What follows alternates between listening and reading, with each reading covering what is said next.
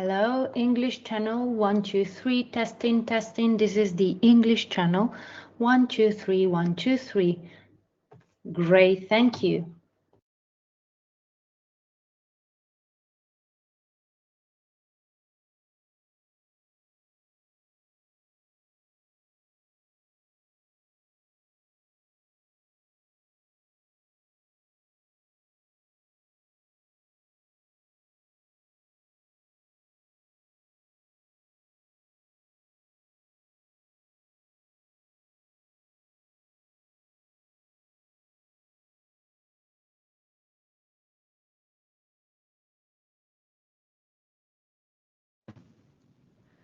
One two one two. Sound check. English booth 1212. Can you hear me well? Volume okay? Excellent. Thank you.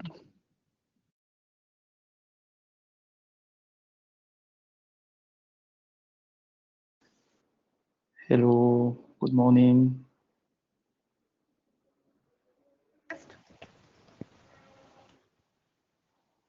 Thank you. I hope everything is okay for me. Yes, camera is fine. Audio is Can you fine. hear me? Okay, good. Just let me check.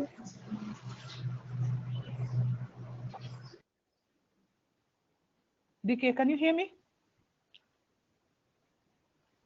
We can hear you, Susan. Oh, okay. Oh, unless you want only DK. No. I'm just surprised that a lady is telling you I can hear you, and you're here saying answering to DK. So I'm like, okay, maybe they can. Okay.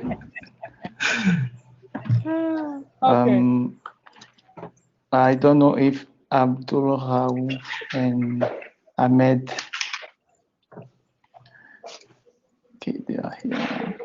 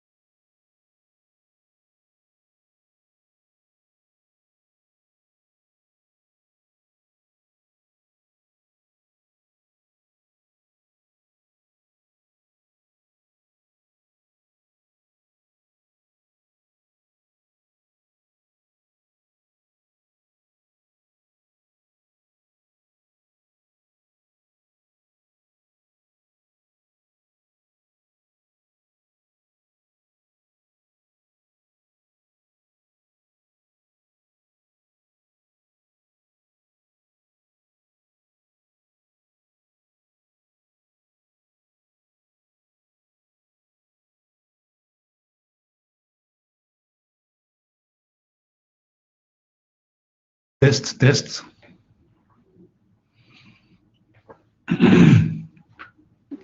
Dax, can you hear me well? Yes, I can hear you. it's proper. Thank you.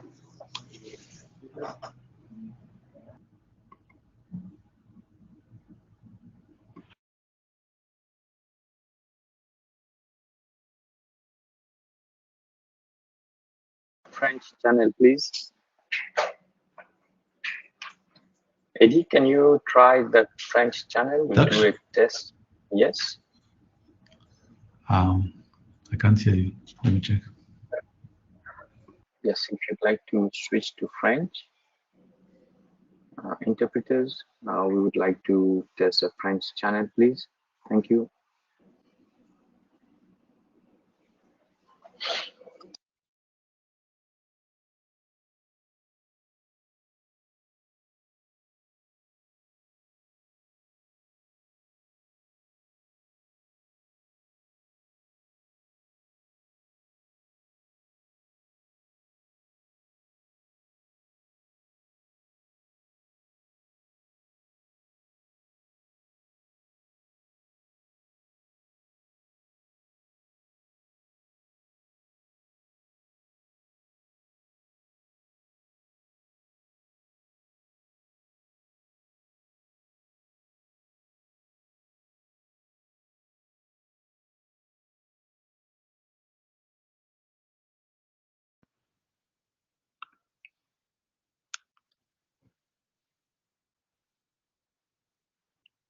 Hello.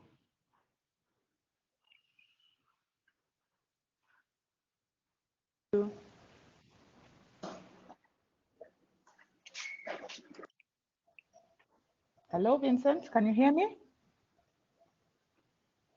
Hello, Susan. Can you hear me? Yes, I can hear you clearly. Your sound and video is perfect.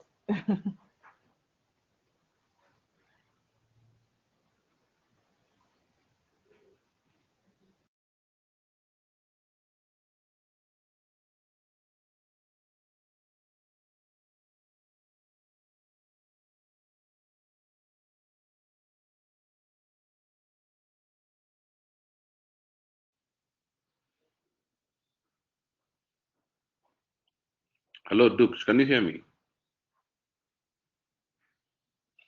You, Vincent? Yeah. Someone is talking. Thank you.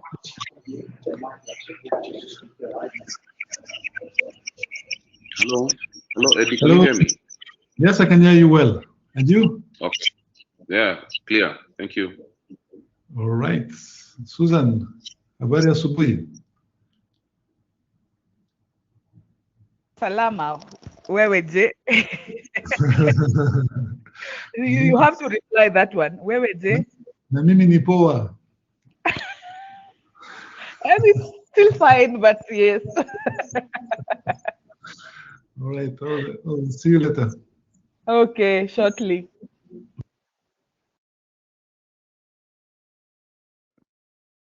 Ethan, you want to try your video and your audio? I managed to check it with Dix. Can you hear me? Can hear. What was Closer to your It's mouth. me. Yep. yes, how is my can you hear me clearly? I don't have headset, so I'm going to speak directly on the Mac. Is that okay? Yes, Brice, we can hear you properly. Okay, all right. And for me, Wayne, is it good? Yes, for you as well is okay. Okay. Thank you. Yeah. Good. I know the video will work as well, so no need to Okay. test time. Okay, Brice. Ahmed, can you test your audio, please? Hello, test, hello. Hello. Can you hear me? There's a noise in the background when you speak.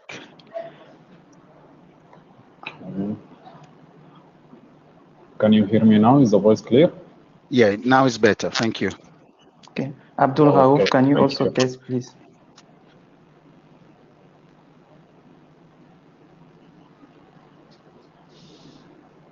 No, we can't hear you. Abdul Raouf, we can't hear you.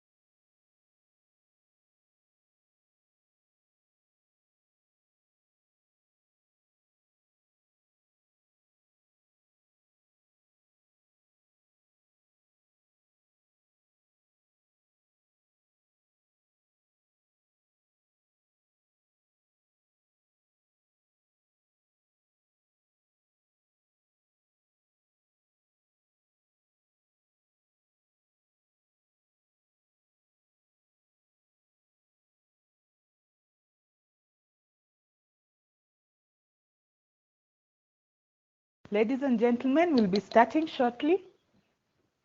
I'm trying to test my audio. Can anyone hear me, please? Pardon? Can you hear me? I'm testing my audio.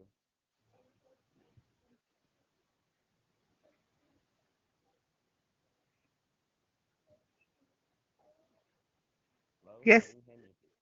It's a little bit faint. Maybe if you could raise your voice or volume a little bit. Oh, okay. It's the volume. How is it now? Is it better? Too loud. Too loud. Okay. Now it's better. I think now we are good. Yeah. Okay. Thank you. Thank you too. Hello, hello. Good afternoon. Good morning. Hi, Darwin. Can you hear me well? No, it's now faint again. Maybe you could adjust your. Give me a second. Can you hear me better or not? Still not. Now it's better. Yeah, it's better. It's faint again. I don't know. Maybe it's your headphones or something. Yeah, maybe.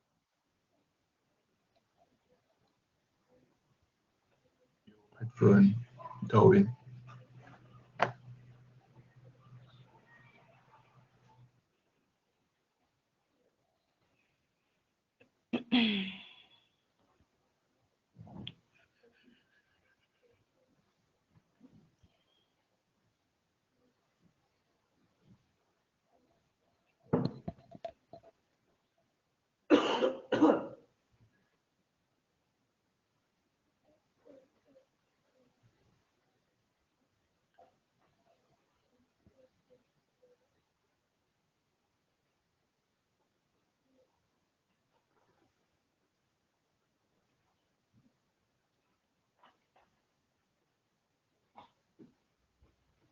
Ladies and gentlemen, it is a pleasure to welcome you to day 2 of Afrinic 33 at the AIS 21 online. This session is the Afrinic Services session. My name is Susan Otieno, and I will take you through the meeting platform interface. Now, on the left side of your screen, where your name and role appears, you will find the media sharing controls. Click on the mic control to enter the audio queue. And when you have finished speaking or asking your question, you need to turn off your mic again by clicking on the mic icon. Below this icon is the poll icon for poll sessions. Next to the poll icon is the stenography icon for the live transcription. The next icon you will see is the Q&A icon that will be used for any questions related to the presentations and discussions in the session. The session moderator will make sure that the questions in the Q&A are read out loud. This is to accommodate all our delegates joining us from the different platforms. You will have to fill your affiliation and then type in your question. Once you send out your question, it will not be possible for you to edit the question. The next icon is the chat icon that delegates can use to communicate on any other issues relating to the platform, concerning their connectivity or any other thing. Our team members will be able to assist should you need help.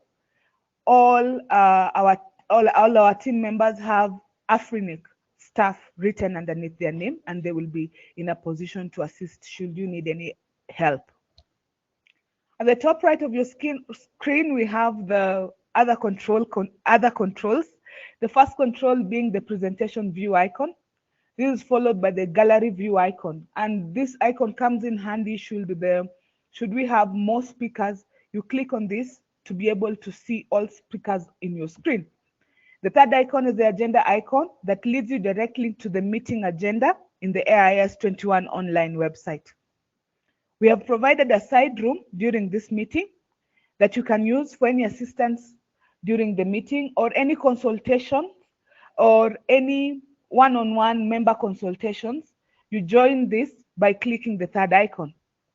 Other icons include the platform tour, and notification settings, and lastly, the exit platform icon. I'm sure you're familiar with this by now. Below your screen, we have the language channel icons. The first one being the English channel, represented by the British flag, and the second one is the French channel. It is important that delegates note that they are free to follow the meeting using a language that they're most comfortable with. However, we request that delegates stick to one channel, and delegates also speak in the channel based on the language based on the language provided in the channel. By this I mean, if you're speaking in English, speak English in the English channel, and if you're speaking in French, speak French in the French channel. You are also free to change channels should you be bilingual, and switching in between channels may take a 2 to 3 seconds lag. And if you're doing this, ensure that you're muted first and then change to the channel of your choice. However, we advise that you follow the channel that you are most comfortable with. At the bottom of your screen, there are audio controls. You can adjust the volume by clicking the loudspeaker icon, and if you have troubles receiving audio, you can click the reconnect audio to reconnect your audio stream. Now I'll take us through the house rules. In this session, we have time for questions, and this time for question will come at the end of the presentations that will be presented in this session. This session is 1 hour, and it's an Afrinic services session. There are 2 options. You can either choose to come to the mic by raising your hand by clicking the mic icon, which will put you in the queue. However, sometimes the queue might be too long, and for one reason or another, you opt to chat your question. There is the chat option where the Q&A option where you write your question or your comments relating to the specific topic that you would like that you're raising. Now, when you come to the microphone, please introduce yourself, your name, your organization, and probably country, and then go straight to your question. Remember, time is of importance, and we want to give as many people as possible the opportunity to even raise their questions in the chat or raise their question during this session. Now, should you have any interface difficulty, we have put support numbers and emails on our website that you can be able to reach out. Someone in our team will be in a position to help you out. Also, we are running a survey. This is very important for us to help us improve your meeting experience. And the link is open and will be shared on the chat. Now, you stand a chance to win a little surprise, but then there's a disclaimer that you only have an hour before this survey closes, because we will be announcing this the winner of this small surprise at the end after 1 hour. Lastly, we are live on Afrinic YouTube and Afrinic Facebook pages in both English and French. We would love to know where you're joining us from. You can go ahead and tag us using hashtag AIS21online, hashtag AIS21, and the hashtag Afrinic33. Now we delve into the session today. Today is the Afrinic services session. And as I've said before, this session will last for only 1 hour. And it's supposed to be as interactive as possible. So we welcome your questions and your contributions towards whatever will be presented. I will start by introducing my colleagues who will make the presentations as they follow each other. And then we will take the questions at the end of the presentation. We have 5 presentations. The first one being the MyAfrinic V2 update. This one will be presented by Kisan Fokera. He's the product specialist at Afrinic. He'll be followed by Mr. Yogesh Chade, our applications and unit manager, and he will provide RPKI updates. We will then have legal updates from Krishna Dode, our legal officer, and then we will have updates from our member services team from Mr. James Chirwa. He's the acting services manager. The last presentation will be the IPv6 implementation experience updates, and this will be done by Mr. Willie Manga. He's our deployment operationalization engineer, and then we'll delve into question and answer. At this point, I will welcome Mr. Kisan to take us through, and the rest of the team will follow suit. Thank you very much.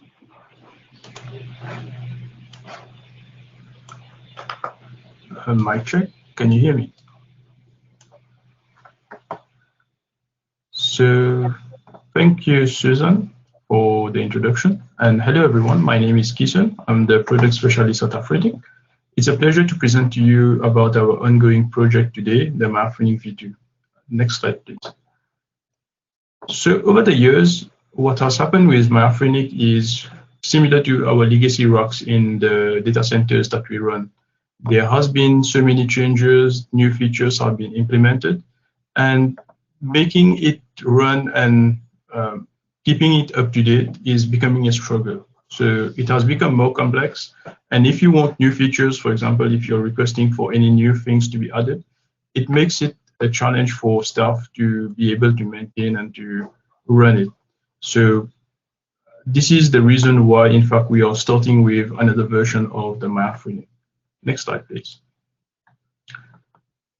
So let me take you quickly through a feedback form that we launched, a survey that we launched last year in 2020, where we asked you to rank the features that you use mostly. We also asked you if there was a possibility to implement a feature magically today, what it would be, and also what is the possible and your biggest frustrations with the current systems. So we reached about 2,000 people with the survey, and we only had 85 complete responses. Most of the respondents were from the resource members group.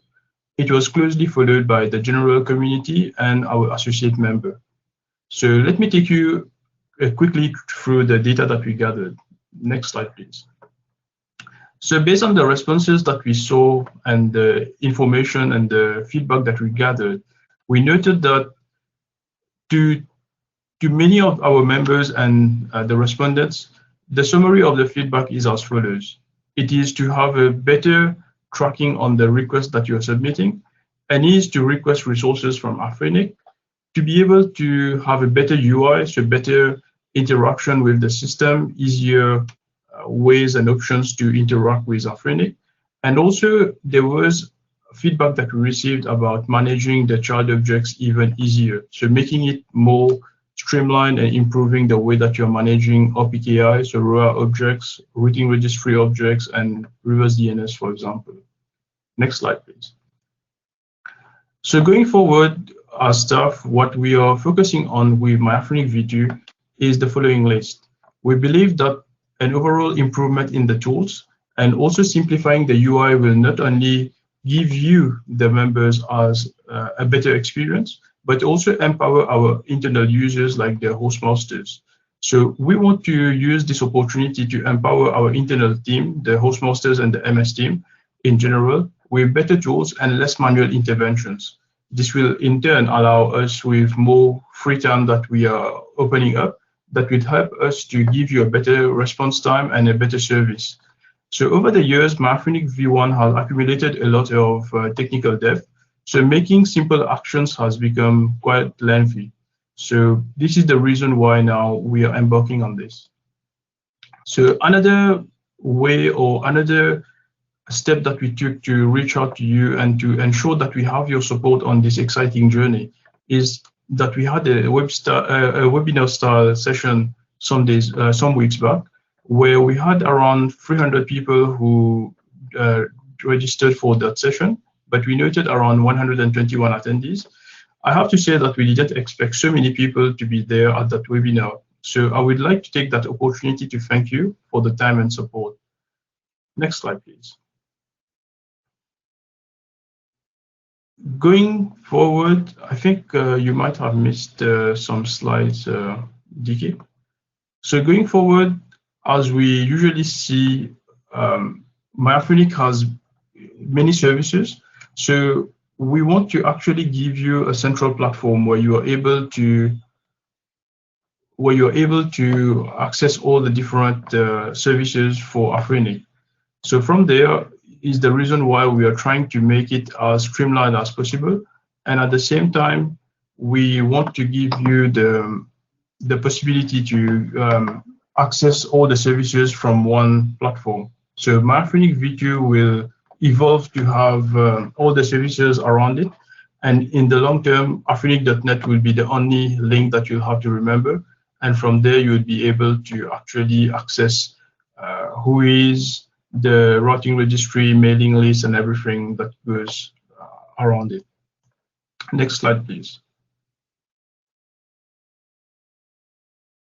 Next one, PK. Yes.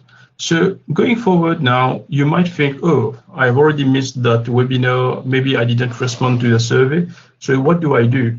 Well, we are still engaging with you on this journey. So we launched the Agile product board some time back, and we are basing our approach on the Scrum Agile methodology. So you will find the link to our roadmap, which is online now for Myaphonic V2. It's still a work in progress, so we already have our backlog internally that we are refining and putting publicly so that it's not confusing to you as well, so that you can also follow how we are progressing on that. This tool, in fact, allows you to vote for existing ideas or existing features that are coming up. And at the same time, you'll be able to review what is the submitted things like the work in progress or what is planned. And you can actually give your feedback in there. It is to note that this is a dynamic list, so you can also provide your feedback, your input on this. And we are strongly encouraging you to enroll as a beta tester. So being a beta tester, you will be able to have a first-hand access to the new features as they are being developed and are available to the general public for testing. And then you can closely follow the progress of that project. Next slide, please. So we wanted to already give you a sneak peek of how Myaphonic V2 will look like. So this would be the main page where you would be able to log in. Next one, please.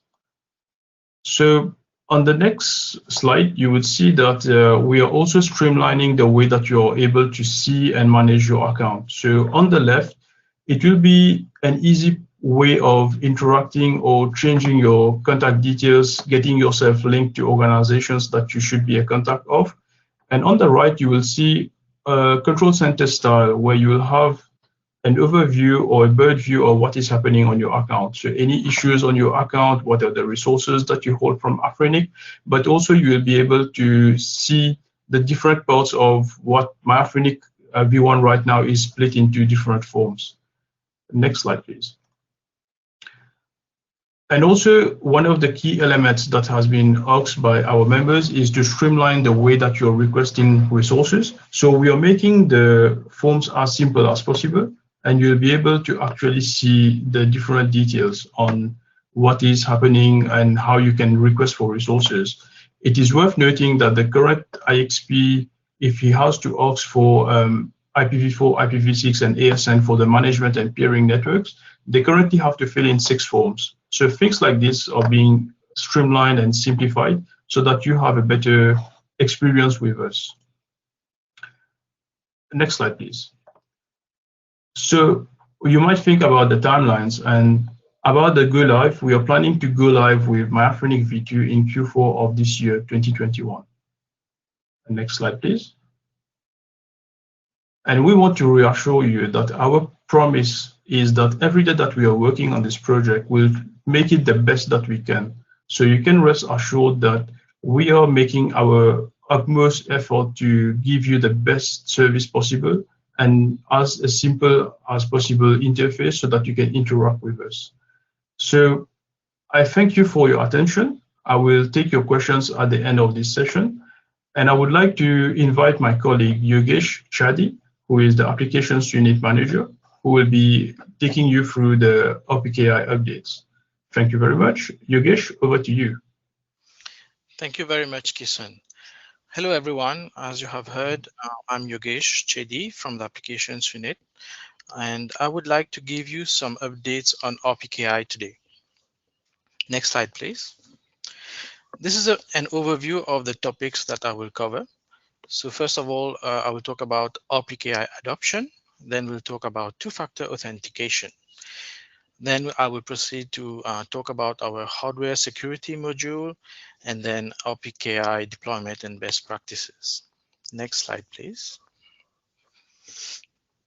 So this is a graph from the Afrinic statistics portal, and it shows the number of ROAs created on Afrinic OPKI since 2012. So as you can see, on the 1st of June, we had 1,625 ROAs. OPKI is being used by 278 of our members, and that's close to 15% of membership. Next slide, please. So this is a comparative. This is a graph from the ARIPE NCC's OPKI statistics page, and you will see that as compared to the 5 RIRs, Afrinic graph in red here is quite below. So if we compare to the other 4 RIRs, there is still scope for improvement of OPKI adoption in our region. Next slide, please. So let us talk a bit now about what is happening this month. So this month, in June 2021, we will deploy on MyAfrinic two-factor authentication. So a new version of MyAfrinic will be deployed with two-factor authentication. Why am I talking about it in OPKI update? This is because when a user, an OPKI user, chooses to activate two-factor authentication, he would not need to use BPKI anymore to access OPKI services. So the GUI for OPKI will be accessible by two-factor authentication. We have received feedback from in the past that BPKI has a steep learning curve. So this feature would be most welcome for users who would prefer an alternative to BPKI in the form of two-factor authentication. The next update is that we will deploy this month a new hardware security module. So why are we deploying a new hardware security module? This is because an HSM offers the highest level of security for managing digital certificates and the associated keys. So all this is happening this month itself. Next slide, please. Lastly, I would like to remind our community that we have an IP Academy. So it is accessible, as you can see, on learn.afrinic.net. And please take time to explore the avenues to learn, get certified, and deploy OPKI while following best practices. Afrinic will accompany you all the way. This is surely the shortest path to reach the intended destination. Thank you very much. Next slide, please. Thank you very much for your attention. I would like now to invite my colleague Krishna to take over from here.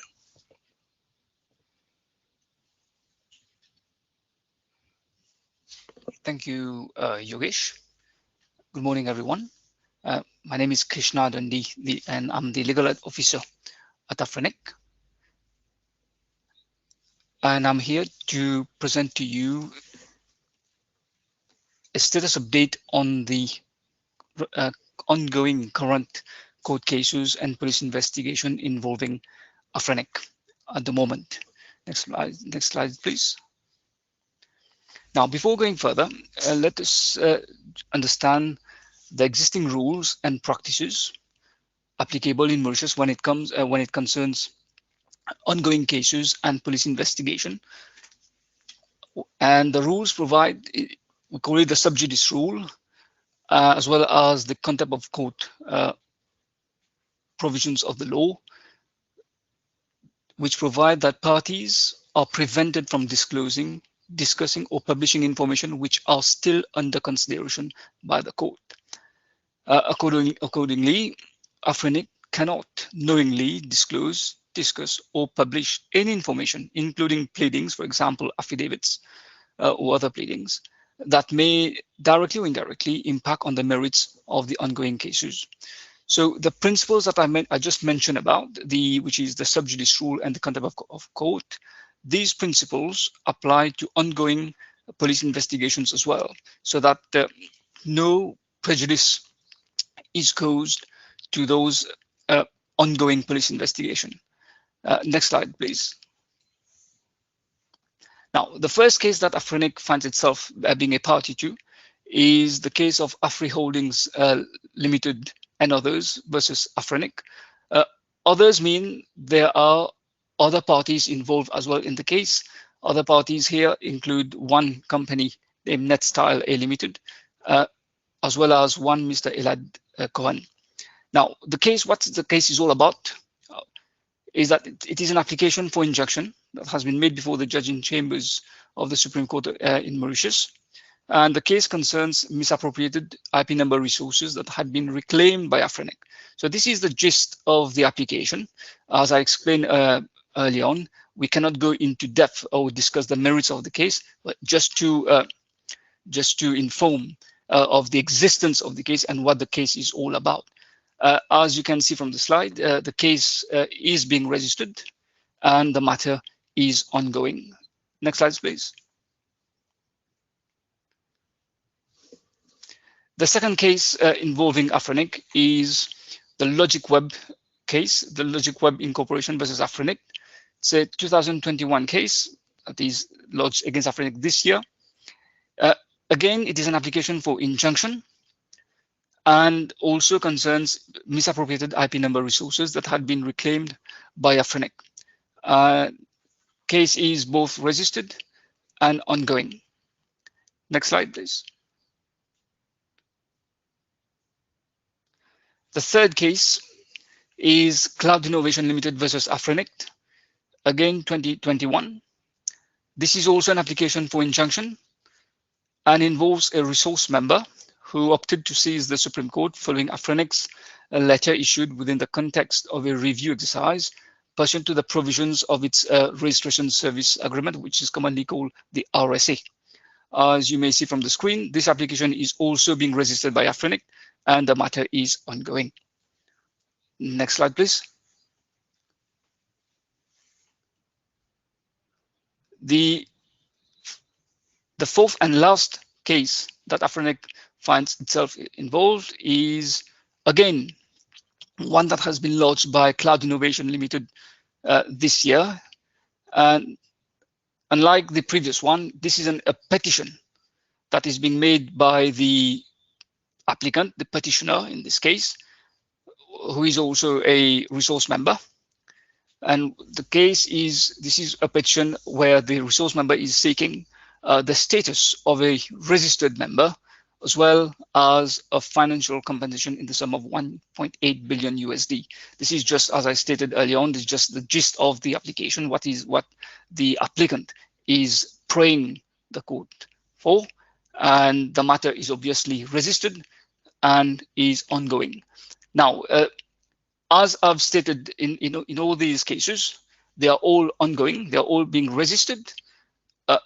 The only thing is, because all these cases are still before the court, we at AFRENIC, we cannot give any timeline regarding for how long these matters will be finally determined. So clearly, because this is beyond the control of AFRENIC, and so it is difficult. I must say, it is difficult to know exactly or to even give an indication about the timeline that these cases, for how long these cases will take. Now, next slide, please.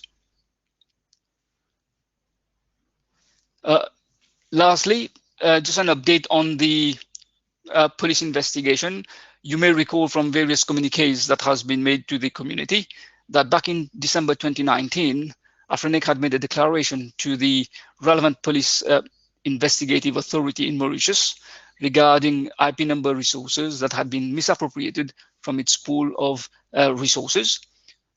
As matters stand, AFRENIC is informed that this investigation is also ongoing. And again, difficult for us to give it a timeline about how long or even where are we with this investigation, because this is beyond our control. But we stand informed that this investigation is ongoing. So these were just an update on the ongoing court cases and police investigation. It was a pleasure sharing these with you.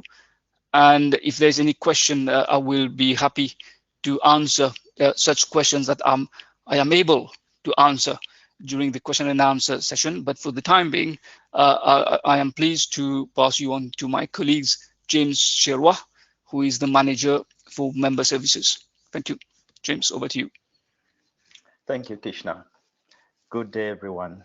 My name is James Chirwa. I'm the member services manager at AFRENIC. In my presentation today, I'll take you through the concept, the membership at AFRENIC, what membership involves, what are the eligibility clauses, and what it implies to be a member, and other particular things that a member can do in terms of participating.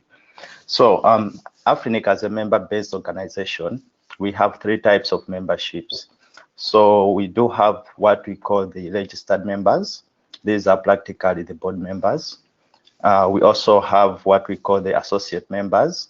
These are members that don't get number resources from us, but they could be an individual or an organization with particular interest in number resource management, but also in the objectives of AFRENIC. The third category that we have is the resource members. These are practically the members that come and get number resources from us. So as you can see, those are the numbers that we have per category as we stand today. Next slide, please. So what is the requirements for one to be a member? According to the AFRENIC bylaw section 6, membership is open to any person who is geographically based within and providing services in the African region, and who is engaged in the use of or business of providing open system protocol network service. And also it could be open to a person who is approved by the board or the members. Next slide. Furthermore, subsection 6.4 of the bylaws themselves further describes what implies to be or what is required to become a resource member. So as you can see, there are 3 points there that one has to satisfy in order to be a resource member, to get either IPv4, IPv6, or autonomous system numbers. Next slide.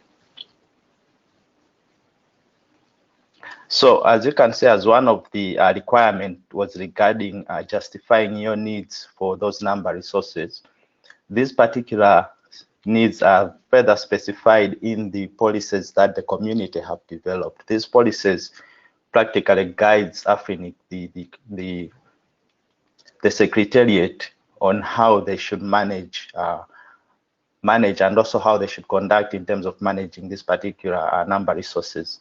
So you see that these policies are consolidated in what we call the Consolidated Policy Manual, which you can get from the website, and you see specific sections that covers requirements for each different type of resources, as well as different practical things that are undertaken in managing the number resources. So one important thing to note is in AFRENIC region, for all the resources that we manage, there is still the emphasis on needs-basis approach, whereby we have to look at the needs of one before we can issue the particular resources. And the resources are issued out based on how you have been able to justify your needs to us in line with the stipulations of the CPM. Next slide. Now, just to emphasize, you'll find that all the three type resources, IPv4, IPv6, in each particular section, you find that specification of needs justification being identified in there. One other thing maybe to add is, next slide, please. As much as Afrinic, just like any other regional internet registries, we do have different policies that are developed within each region. However, in practice, we have all had commonalities in terms of this needs basis approach. Even with other RIRs now, most of them still applies the needs basis approach for most of their number resource management policies. So this is something that can be also referenced from the number resource organization page, NRO, where we have a matrix on how each RIR does their due diligence. However, at Afrinic, we have it covering all our resources where a member has to justify needs. So as the bylaw has stipulated on the eligibility, and also the consolidated policy manual has determined or has given us the guides on how to do the due diligence. It is important, next slide please. It is important for members to ensure that they stick to the justifications that they have provided. And these are normally also agreed upon the moment you sign your registration service agreement. So compliance to contractual obligation is something that we also encourage members to do a lot. In instances where we come across non-compliances, we make sure that we work with the member and try to get them to comply. But sometimes we do come across issues where members could not comply, or due to some other reason, they cannot meet the requirements. And at those moments, this risks the challenge of potentially canceling the agreement because of such non-compliances. Next slide. So those are some of the things that I wanted to emphasize on, especially on the compliance. But being a member at Afrinic, especially resource members, there are ways that you can participate in also how Afrinic itself is operating. So there are things that a member is privileged to do, like voting on certain special resolutions. They also have the right to vote for board members as well as governance committee members. We also have the member discuss mailing forum, which is open to resource members, but also members have the right to provide input to board members on different aspects of Afrinic activities as well as the budget. So this brings me to the end of my presentation today. Thank you for your attention. Right now, I will pass on to my colleague, Willie, to take you through the IPv6 implementation. Thank you. Good morning, James. So my name is Willie Manga. I'm the Deployment Operationalization Engineer working for Afrinic. Next. So let's start by reviewing the current status of IPv6 capability across the world. As you can see, we want to greener the African continent. We think it's feasible, and we have developed several solutions. Next.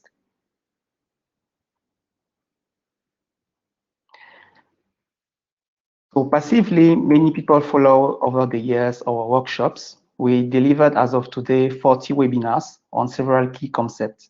We also have an e-learning platform where you'll find today 6 e-courses in English and 3 in French, and we are developing more. But more actively, we are also supporting members through what we call the DO help desk and the Dpluton and eDpluton. So in the following slide, we explain to you what is it exactly. So the main purpose of the two active solutions we have is to deliver remote expert guidance to operational engineer so they can collaborate with their peers on different network. Because what we noticed is, based on the survey we did, was people lacked confidence. So this is what we try to provide them with our help desk and the Deployton and the eDeployton. Next.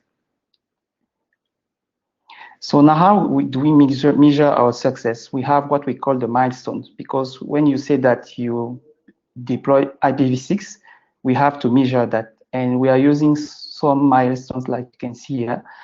Of course, the most important usually, or the most visible, is to enable advertise your prefix, but we also try to ensure that you covered your prefix by Aurora. You can also have NV6 for your website or the DNS. So those are the milestones we can have. Next. Let's see some stats now. The first one you can see here is regarding the DO help desk. And since 2018, we received so far 292 qualified requests. You will notice that in December 2020, we received the highest number of requests due to the IPv6 compliance, because member need to, according to the CPM, member needs to announce the IPv6 prefix within 12 months. So at that time, we receive a lot of requests from our members. And so far, we receive requests from 44 African countries. Next. For the Deployton and the eDeployton over the year, since Dakar in 2018, we conducted 6 Deploytons. And since last year, we conducted 4 eDeploytons.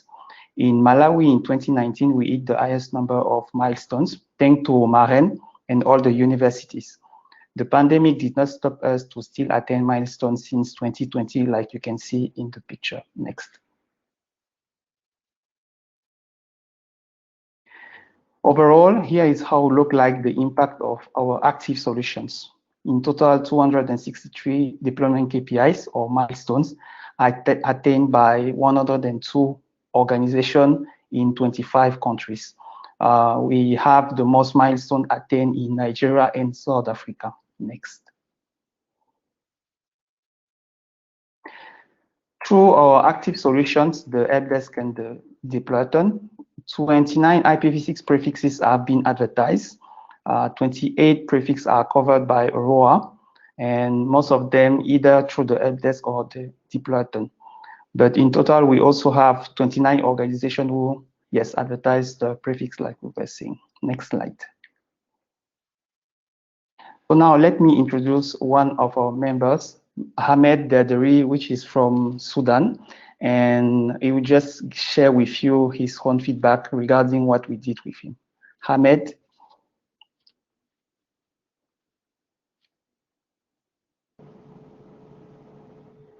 Good morning, Ahmed. Over to you. Hello, good morning. How are you? I'm fine.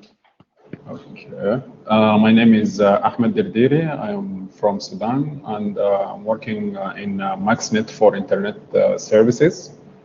So I will share my experience in IPv6 deployment with the help desk from Afrinic.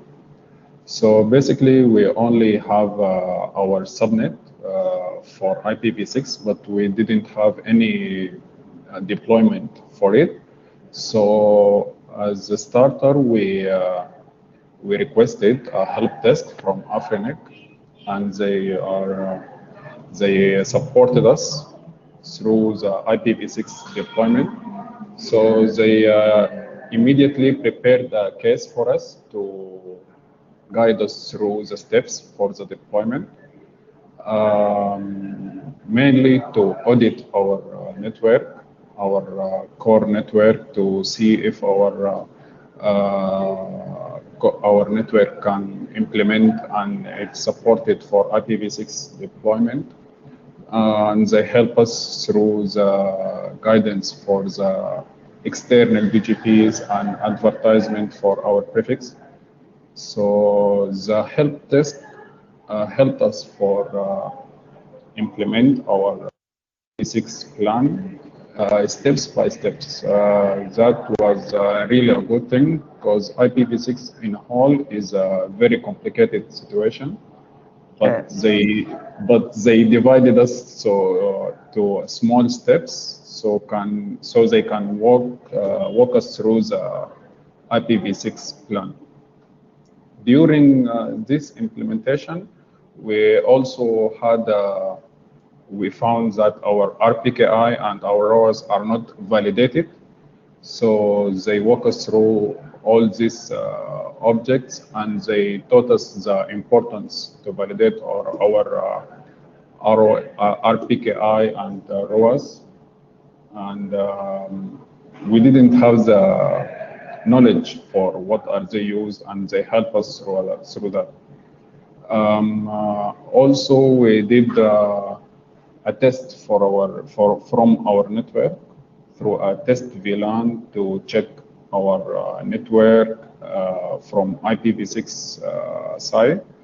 And now I can say that for MaxNet, we have the IPv6 foundation. So we hope that in the near future, we can deploy it and share it for our customers. As Willie said, to deploy it for our customers to use it for the DNS and their website. And we hope to do this in the near future. Thank you. Thank you, Ahmed. Thank you for your feedback. So now we go to the next one, Abdul Rauf from Synox IT in Nigeria. So Synox IT is one of our member, end user. So Abdul Rauf will share with us his own feedback. Abdul, up to you. Good morning. Thank you, Willie. Can you hear me, please? Yes, we can hear you. All right. My name is Abdul Fiamta. I'm a network engineer with Synox IT. I'm also, because of the inspiration I got from the deployment operations, I'm also a IPv6 net engineer on the Microtik systems. We at Synox, we have an open policy to pair with anyone willing to promote internet. So we are available for that as well. So our IPv6 on Synox network, we have Microtik systems on our edge and core. We also have the IPv6 on our servers and network services. We went a step ahead with the help of the deployment operations to assign IPv6 for end users, but only for our executives at the company. So I chose to speak about ready services for end users on the internet. Really, if you can take us to the next slide, please. Yes, next. So this is a graph showing our tunnel, Hurricane Electric tunnel. This is traffic generated from our executives at the company. So we can see they are almost maxing the 20 Mbps allocation. They are almost maxing their allocation, which is about 10 Mbps here. And the Hurricane Electric, only about 84% of traffic is being utilized. But I think there's more. We can push to 90 to 95% with IPv6 because our network is multi-home. So we have an uplink, IPv6 uplink with Hurricane Electric, and then we have exchange points, which is also IPv6 enabled. So I believe the remaining 20-ish, we can get a healthy 15% to get that 90% of IPv6 traffic. So I think with this, we do have services available on the internet for end users to actually use IPv6.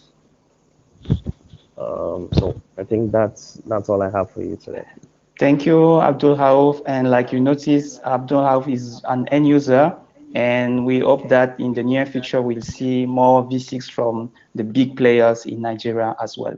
So now we go to an island, Comoros, with Yusuf Hamada, who will be speaking in French, and we also share his own experience.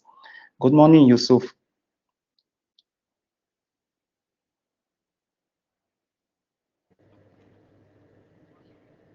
Good morning. Good morning. Can you hear me? Yes, we can hear you, Yusuf. Yes, we can hear you. Good morning. Yes, we can hear you. Yes. Can you hear me? Because I do not hear anything. No, we can hear you, Yusuf. You can go ahead and you can share your own experience.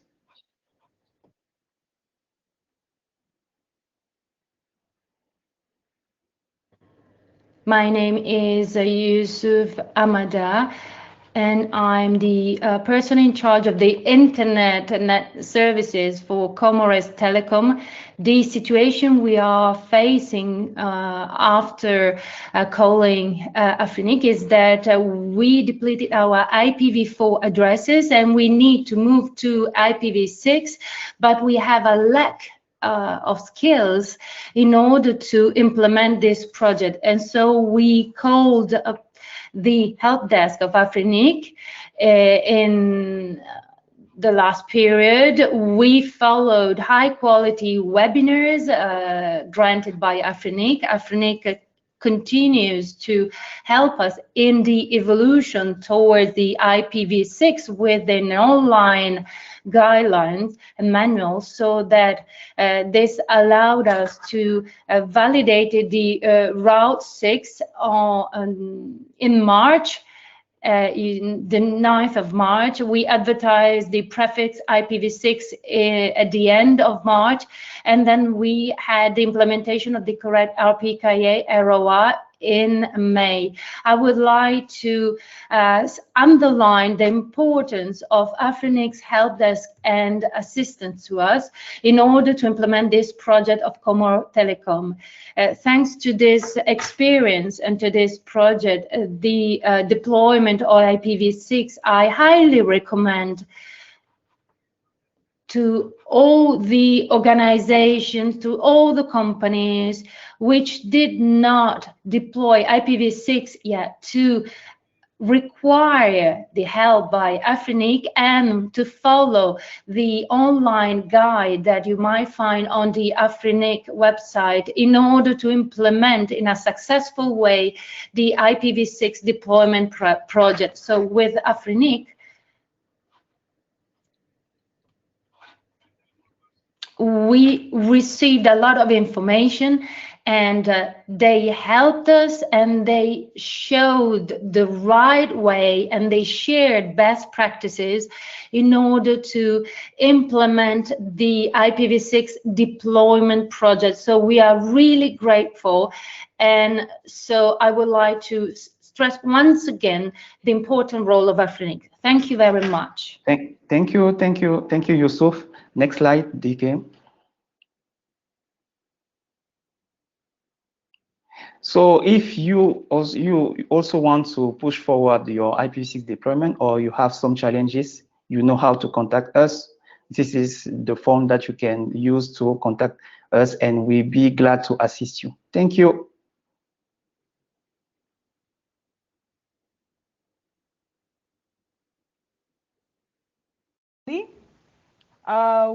Now the floor is open for questions. You can either choose the option of the chat or raise your hand. I think we still have time that we can have time for questions on the mic. I'll start by the first question that has come on YouTube. And it has come from a gentleman called Jeremy. And his question reads, regarding case number 1, have any of the parties who have an interest, thank you, Krishna, for coming online. Regarding case number 1, have any of the parties who have an interest in the IP addresses concerned applied to intervene? I'll repeat. Okay. Jeremy. Okay, if you get it, it's fine. As we wait for the other people to write in their question and put in the Q&A, please proceed, Krishna. Thank you, Susan. I get the question. The question is, in case somebody wants to intervene, in case in number one, whether that is possible. Yes, the law and practice in Mauritius does allow someone who believes that he or she has an interest in a case that is still pending before the court to intervene, and the procedure is for that person to then make an application to the court to justify what interest, if any, that person may have, so that the court may then allow that person permission to intervene. And for that, that person will have to retain services of legal advisors in Mauritius and do the needful for that person. I hope that answers the question. I also hope that has answered him. If he has any questions, kindly just write again. We'll be in a position to answer. Now, in the Q&A, Mr. Jody Palais Martinez from the IPv6 company is asking, suggestion for the help desk on the IPv6 deployment. This is a suggestion. Make sure that the dual task is not used across the entire ISP unless they are sure to have sufficient IPv4 addresses for the next 4 to 5 years. Otherwise, they will need to move to IPv6 only, and IPv4 is, and that means extra cost in follow-up deployment phases. This is just a suggestion. Thank you, Jody. Next question from Tan Priscilla. She's from Manchester. She's from Manchester Metropolitan University. Now, this is a question I think for you, Kishna. For the injunction applied by Cloud Innovation, was any injunction order granted against Afrinic? I think you can respond to that. Yes, the answer is yes, pending the matter whilst there has been a temporary, what we call interim injunction that has been granted in favor of the applicant, and which of course, because it is a judge's order, Afrinic is complying with this order. But like I said, it is a temporary order, also known as interim order. Thank you. Okay. I am up. My queue, the mic queue has nobody, and I have like 8 minutes. If people can come in and ask their questions, please feel free. We will grant you an opportunity to speak.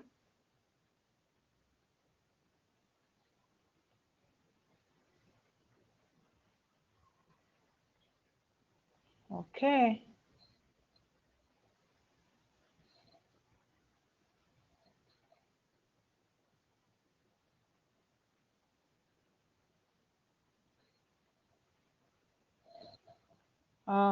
Maybe we give people a few more seconds.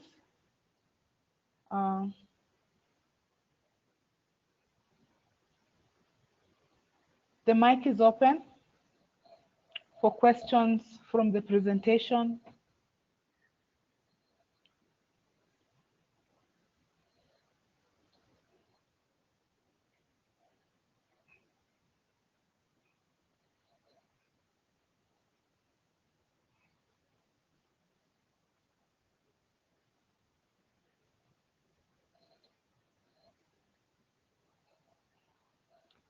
Okay, I see Dr. Nee in the queue. Please go ahead. Thank you. I just wanted to ask if there is something other members can do to support the resisted position of Afrinic regarding the legal cases. Thank you. Okay. Krishna? Yes, if I understand the question well, the question is what can other resource members can do to support Afrinic in resisting the current cases. Correct me if I... That's what he's asked, yes. Well, the case is against Afrinic. Afrinic being a legal entity, And so the case, it is for Afrinic itself to defend its interest before the court. Well, obviously, behind Afrinic, it has its members. So what support can its resource members give to it? Well, there is no straightforward answer to that. But if there is any, depending on whatever statements or averments is made in the case, for example, if there is an averment made in or a reference made to a resource member, for example, in an affidavit, then Afrinic may have to contact that resource member to either obtain certain information, verify certain facts. Then we hope that we will have the support of those resource members if that need does arise. But as matters stand, as I stated, the case is against Afrinic, the corporate entity, and so it is for Afrinic to defend its case. But I'm sure, as we always say, Afrinic is a membership-based organization, and there's no Afrinic without its members, and the resource members they cannot on their own represent the RIR. So there is this mutual relationship and respect that should always prevail between Afrinic and its resource members. Thank you. Thank you. I think okay. Ashok, please go ahead.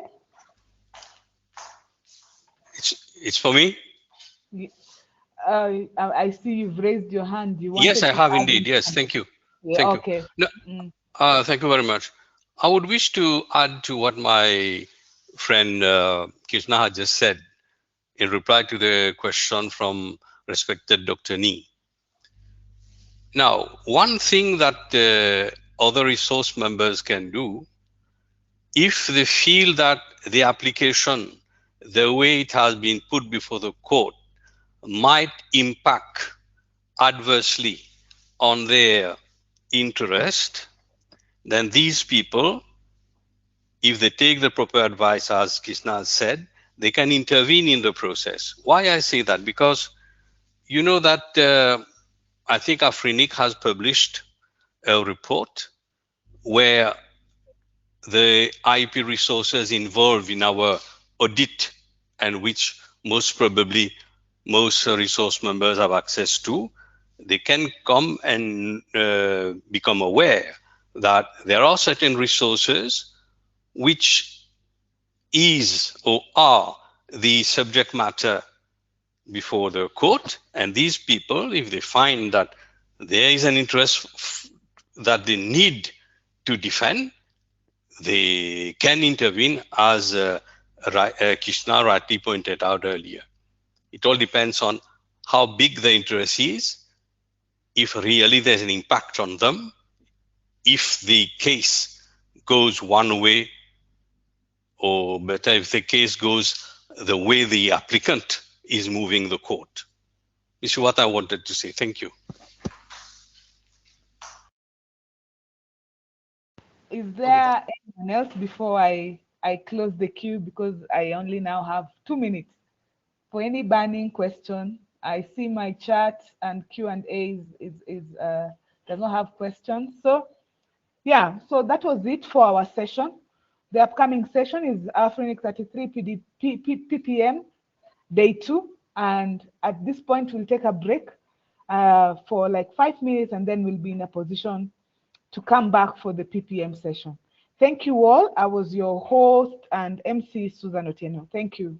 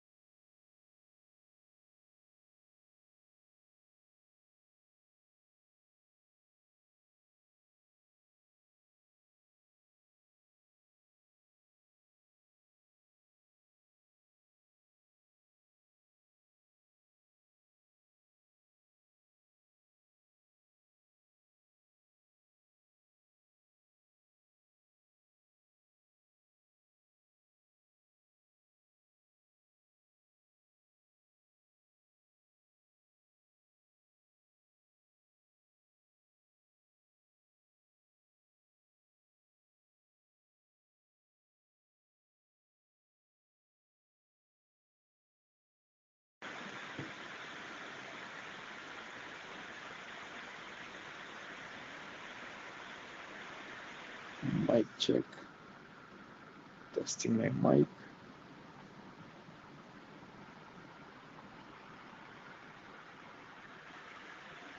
Speak louder. Thank you. Hello, can you hear me? Just testing my mic. Mic check.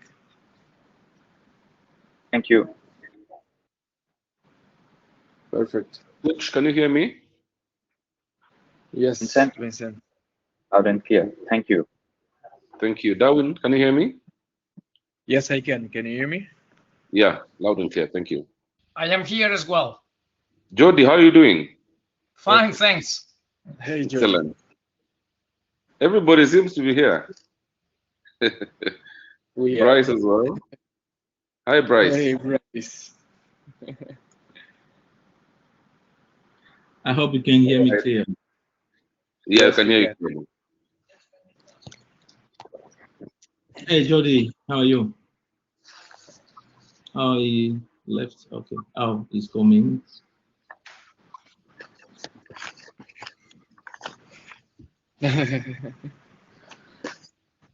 My cat want to participate in the meeting. You have a chance. We have an open microphone. You can speak. Okay.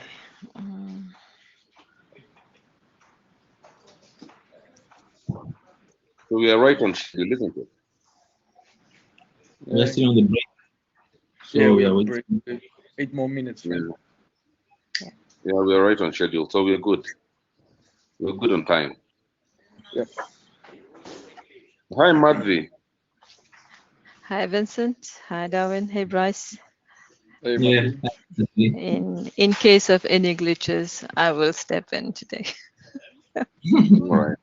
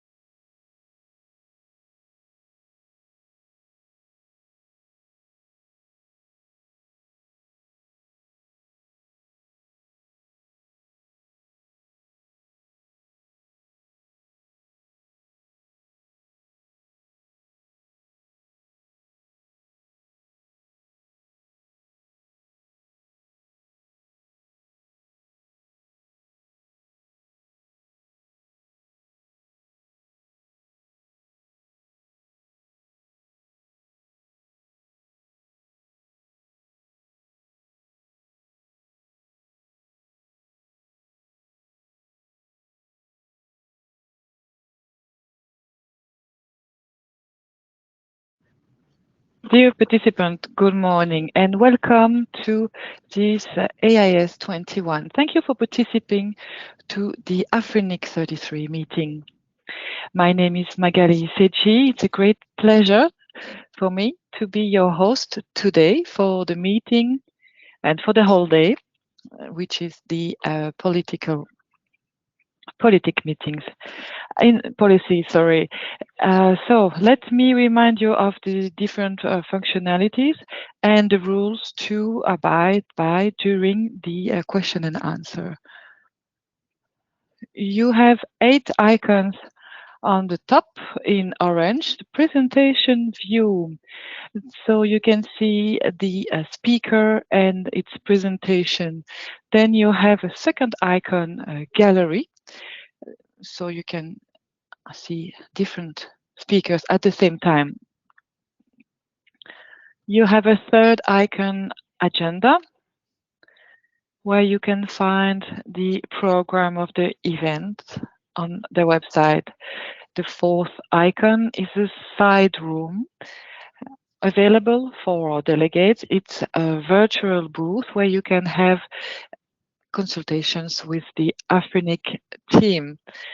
Among other icons, you have the notifications and the tour. There is a setting icon if you wish to adjust your volume or audio devices. And for the speakers, you can also manage slides where you can save your PowerPoint or PDF presentations. And finally, the icon leave the room. On your left-hand side, you can read your name and your title. Beneath it, you have the microphone. You will have the opportunity to ask questions during the Q&A session. In this event, please press on the microphone to be allowed in the waiting list. And when you're asked to speak, please give your name and the name of your country. Or you can post your question in the chat box. Please don't forget your affiliation. The moderator will read out your question so that the attendees and speakers can hear it and answer it. You are free to ask a question in the language of your choice. For speakers, you have 4 icons. That's only for speakers. You can press on Enter Slide Q. If you have previously saved your PDF in the interface, you can ask the moderator to share your PDF. Another icon available for speakers is to share screen. And also you can switch on your camera during the presentation. There is a survey functionality, and when we launch a new survey, you will be notified. You can also follow the text of the transcript of the session simultaneously. If you have any trouble with connection, any glitch whatsoever, please let us know via the chat or on WhatsApp. The number is +230 59 22 38 99, where one of our team members will support you. There is a participant list where you can see all in attendance. Let us look at the bottom of your screen. You'll find 2 little flags, English or French. So please select the language of your choice to listen to the debates in the language you feel much more comfortable. We just ask that you remain on the same channels when you have chosen one, English or French. Again, if you have any trouble with volume, you can refresh the audio.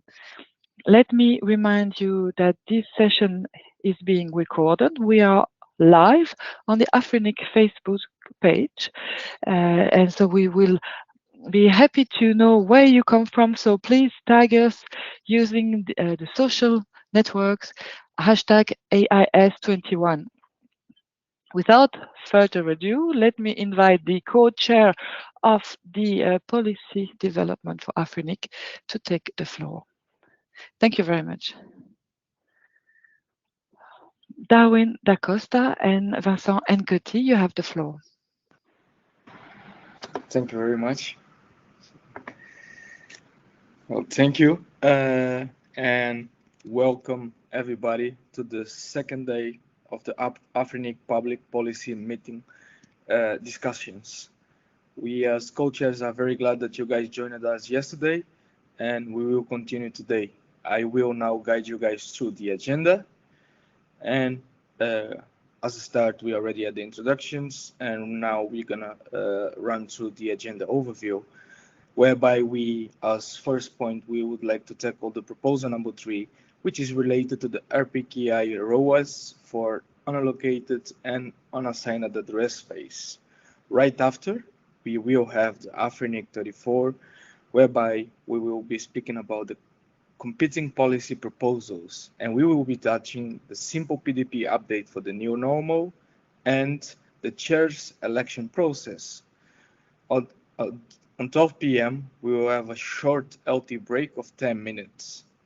Right after the break, we will touch on the PDP Working Group YG guidelines and procedures, following by open discussions with the PDYG on the way forward.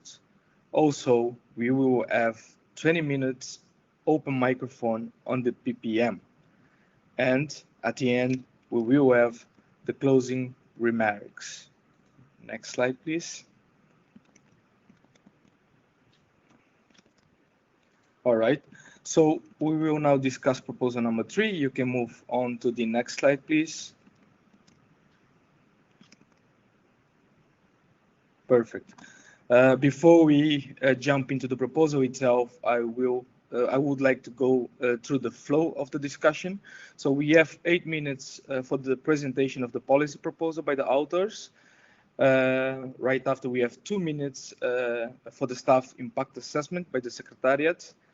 Right after, we have 5 minutes for the presentation of contentious areas by the co-chairs. And we have 20 minutes open mic discussions by the PDYG Q&A.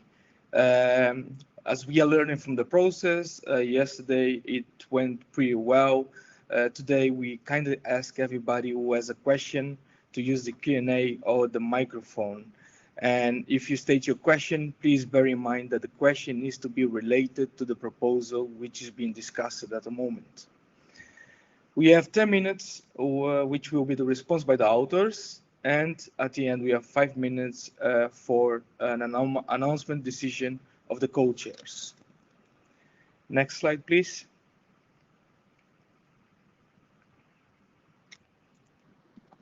Okay. So proposal number 3 is related to the RPKI ROAS for unallocated, unassigned Afrinic address space.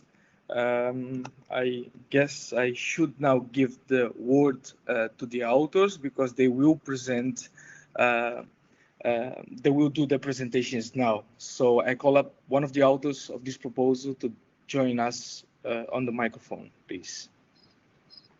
I think they should stop sharing the screen so I can share my own. Yes, indeed. Yeah. Go ahead, Georgie. Good luck. Okay. So now you should be able to see my screen. Can you confirm?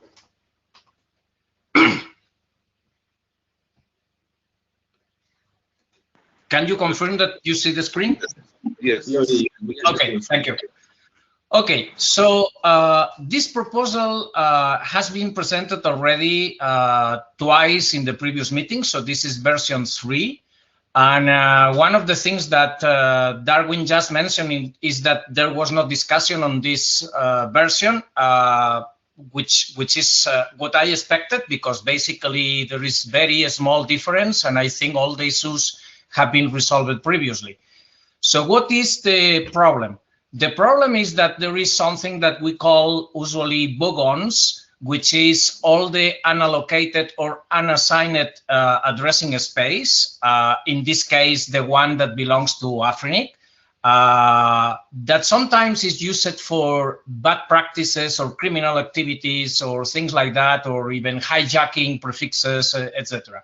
So the purpose of this proposal is to create something that is specified by the standards, by the IETF standards, in order to have a specific ROA created by Afrinic for this unallocated or unassigned addressing space. Okay, so that means that the ISPs in the rest of the world, of course, including the ISPs in Afrinic, can automatically, if they wish, filter those bogon prefixes. Okay, that's it basically. So how we do that? The proposal is telling Afrinic to create those ROAs for the unallocated or unassigned address space that is only under the control of Afrinic. So this is nothing to do with the space that has been already allocated. The space already being allocated to an ISP, for example, they can have their own AS0s. That's not being changed. That's defined by standards already. So what we changed here, just as a matter of clarification to the previous analysis impact, is that we state that the process for the ROA validation periods and release of the ROAs before the assignment or allocation by Afrinic is left for the staff to define following their usual internal procedures. That's not a change to the previous proposal. It's just to make explicit that this is the way we expect Afrinic to implement the proposal. Now, I have remarked in blue the, let's say, normative sentences of the text, because there is a lot of text in the proposal which is explanation about things that some of the ISPs already know, but we believe it's important to keep the text as we have already have this proposal implemented in APNIC and ratified under implementation in LACNIC, and we want to have the same text across different regions, right? So it's true that we can delete some of the explanations, but we believe that it's important that when somebody is reading the CPM, has some background about all the things around, in addition to be able to go to the related RFCs, of course. So the proposed text, basically, I am going to concentrate again in the one in blue, which is the one that normatively say to Afrinic what they should do. And in this case, is Afrinic will create ROAs, which origin AS0 for all the unallocated and unassigned address space, of course, IPv4 and IPv6, for which it is the current administrator. And then the last sentence is only Afrinic has the authority to create RPKI ROAs for address space not yet allocated or assigned to his members. So as you can see, it's basically the same as we have in the first sentence. It's just restating that. Now, the proposal continues by saying that if Afrinic wants to allocate address space to one of its members, the RPKI ROAs or ROAs which originate as 0 will have to be revoked beforehand. That's normal, because if not, you will not be able to announce it in case some people is using the AS0 to filter automatically. This is not really a problem, because what typically happens is that when an ISP or end user is getting an allocation or an assignment from Afrinic, they typically will take several days or weeks to allocate it. Anyway, it was clear from the Afrinic response that typically it will take 1 day to clear that in the caches and so on. And last, this is the only change from version 2 to version 3, the sentence in red. Afrinic should add reclaimed resources only at the end of the reclamation process. Why we have this sentence? Because in the previous discussion, there was the question about what happens if I have a dispute of resources with Afrinic. Well, the sentence is somehow redundant, but it's important to have it because, of course, it is understandable that in any part of the CPM, Afrinic will only be able to reclaim the resources when the reclamation process is done. So again, this is somehow redundant, but it helps to clarify what is the situation in case of a reclamation of resources. So what happened with version 1 and version 2? There were several unsubstantiated objections regarding, for example, government using RPKIs to censor networks, etc., that were accepted by previous chairs, even if both the authors and the community experts, different than the authors, refuted them. So it went back to discussion. We cannot change things that have no any real substantiation, right? So that's why we didn't change it any other parts of the text in the proposal. In our perspective, the new analysis impact for this version, for version 3, looks clear, and it seems that we have cleared all the previous inputs from both the community and the analysis impact. I have the reference to the implementation that is being used already from APNIC, and the proposal that is being implemented in LACNIC. It has been ratified, but the implementation process has not been completed. And if somebody wants to understand more about AS0, that's described in section 4 of RFC 6483. I am not going to read it. It's just for the information of the participants. And finally, responding to the analysis impact, well, we cannot say anything because in our perspective, the analysis impact is clear and has nothing against this proposal. And with that, I am done.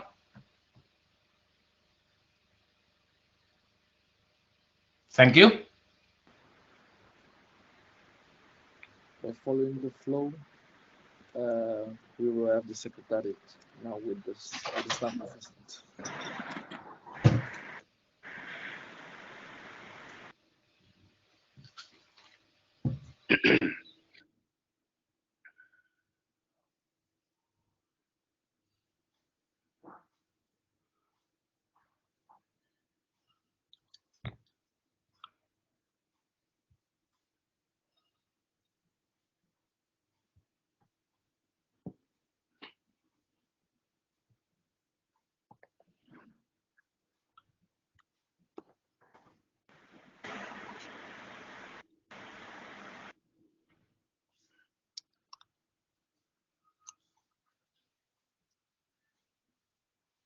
And move on.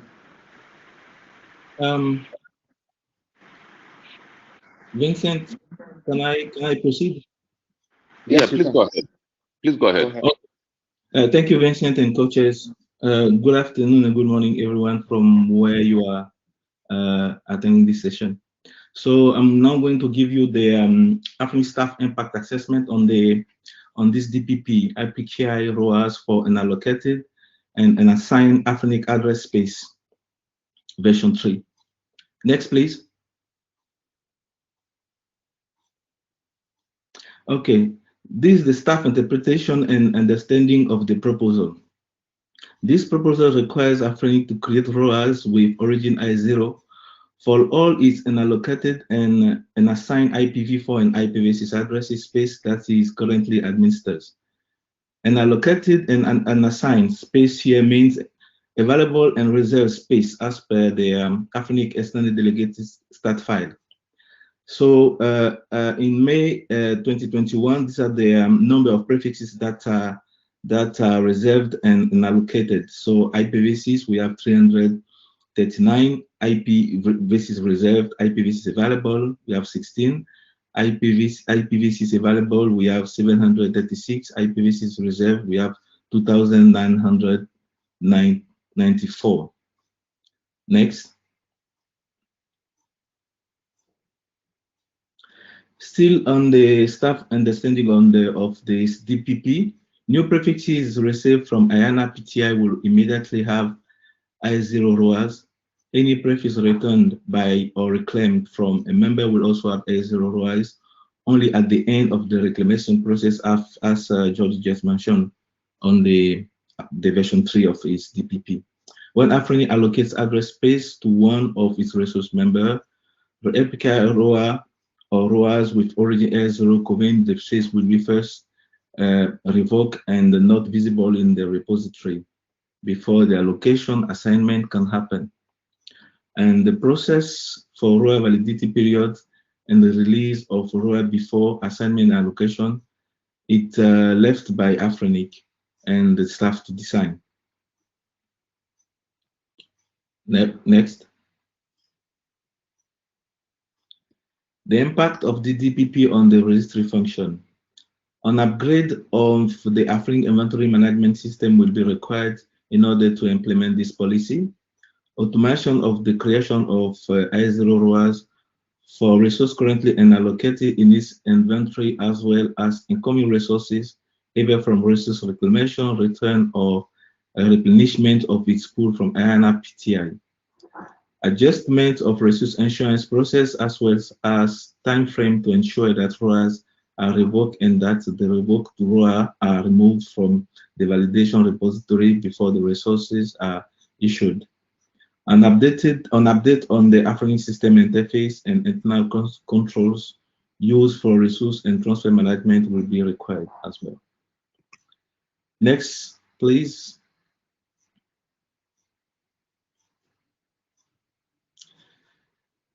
This DPP will improve overall monitoring to ensure that members do not consistently create ROAs with A0 with the prefix they need to announce in compliance with the policy under which they receive the resource. Existing policies implemented or undergoing implementation will be put into consideration so that the check is run to determine which prefixes usage does not require an announcement in the global routing. Member documentation for ROAS management shall be updated as well. Next. Okay, the impacts on the legal aspects. We have no comment from the legal. And financial assessment shows that no CapEx will be needed to implement this policy if this policy reach consensus and being ratified by the board. On the APK infrastructure, we have 3 options that were proposed by the IT and the dev team. So we have the option 1 is to use the existing AFRENIC APK tree. The second option is to create a new one, and the last option is to create a new tab. So the IT and the dev team had advised that we use the option C, which is to create a new tab. Next. And if this policy have to be implemented, we have to do it on the MyAFRENIC version 2, because the current version of MyAFRENIC doesn't have the resources and the unallocated and assigned resources. We only have the resources that have been assigned and allocated on the MyAFRENIC V1. So to ease the deployment of this policy, we need to have the AFRENIC V2 deployed. So this is why we think that if these policies have been ratified by the board after the consensus, if it's happened, we will start implementing, or the implementation will be fully done by Q2 of 2022. Next. So next, please. This is it for the AFRENIC staff impact assessment. So I'll now hand over the floor to the co-chairs for the Q&A section. Thank you, Coach. Thank you very much, Bryce, for the impact assessment. And as a matter of fact, we won't go to the Q&A yet, but I will ask you guys to put up my slides, please, because we will now present on contentious areas by the co-chairs. So if you can, yes, can you? Okay, got this slide. Okay, great. Thanks a lot. And okay, so this proposal was submitted. We are already on version 3, and proposed has not yet been discussed on the mailing list since the version 3, but there were before that a couple of concerns raised, whereby I will call those up. So the first concern was, I believe this policy will extend Afrinic's power way beyond its control. Afrinic is a registration entity and should not have authority over RPKI. The concern has been addressed, and there is a new URL on that with a more detailed technical understanding of the RPKI itself. The concern number 2 was it is going to create a centralization on the control of the internet, which can result in an abuse of power. The risk of internet centralization and undermine the legitimacy of Afrinic as an impartial institution. This point has also been addressed according to the archives that we have seen for the last couple of months and weeks. There was also one major concern which was brought up on the list as well, which was on the time of the caching, right? Which states the following: the current state of the RPKI infrastructure does not provide a sufficient period between the revocation of ROA and notification that a given prefix has been allocated to an organization, which can have a huge effect on the allocation. It takes time to revoke the AS0 state for one IP address, not to mention many or the resources are allocated in blocks. So it would be extremely inconvenient to the end users and ISPs if their network takes a very long period to recover. Is the impreviousness of the current proposed policy when it comes to human computer error when revoking the AS0 state. We also noticed that this point was addressed, and the staff commented on that. And in worst case scenario, it will take 1 day, and on the best case scenario, it will take 5 minutes. And then we also had the following concern, which was the policy that potentially asks Afrinic to proactively interfere with the routing. The concern has been addressed. Afrinic is only provide a service like the WHO is to provide accuracy of what resources have been allocated to members and what are unallocated. So with this we actually just, can you please update the slides? Just go. Okay. So yeah, okay, fine. I am having some latency issues for some reason, but so with this we will then deliberate, me and my colleague, my co-chair colleague Vincent, on the proposal itself. We have seen a lot of, we still have the Q&A on that. Apologies about that, but the latency is not working well on my hand, so the slides were not uploading as they should be. But we will open the floor now for 20 minutes, open microphone discussions, and further Q&A questions on the proposal itself. And thereafter, we will have the response by the authors. So I'm seeing a lot of questions on the mic. A lot of people already queued on the mic itself. So we will start with the mic and then with the chat. So we will take, since we don't have a lot of questions on the chat yet, as far as I can see, I will start with the microphone. Eamon William, can you please state your affiliation and raise your question on the proposal itself? Good day, everybody. Am I audible? Am I audible? Go ahead. All right. My name is Eamon William from University of Ilorin in Nigeria. You all will agree with me that Afrinic is a regional registry, which is more like a record-keeping agency concerned with the registration of who owns a block of IP address.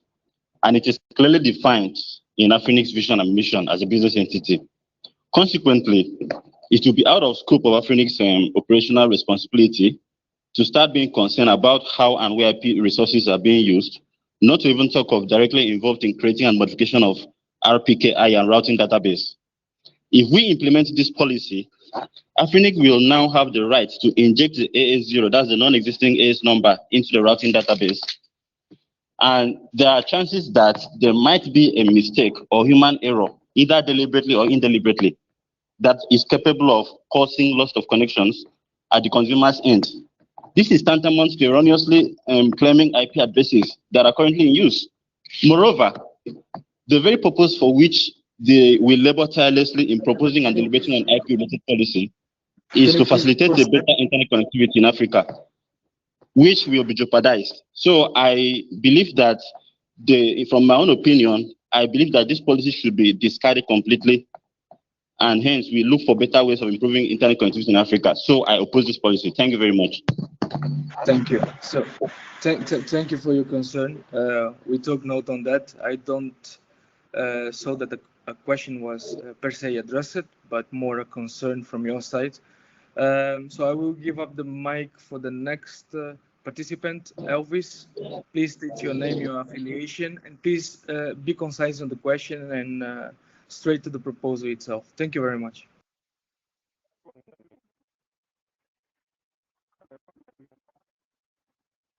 Elvis, it's very low. Can you maybe raise your volume?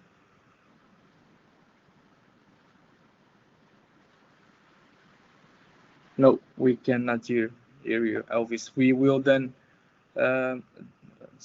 guess Elvis might facing some issues on his end, so we'll jump to Vajana. Baby, can you please state your name and affiliation and your question? Okay, can you hear me clearly? Okay, so I oppose strongly this policy because it misunderstands the role of IRRs. RIRs cannot interfere with the resource routing process because it is not their role. Their sole purpose is to oversee the registration and allocation of resources. Routing is outside the scope of their authority. In addition, inserting data such as AS0 into the routing database wrongly reclaims people's space, resulting in connection loss in the event of a machine error. Enabling AS0 is not a matter of policy. As a result, sorry to interrupt you, but can you be concise? Do you have a question on or to the authors itself, or no? For the policy, it's more of a concern. A moral concern. Yeah. Okay.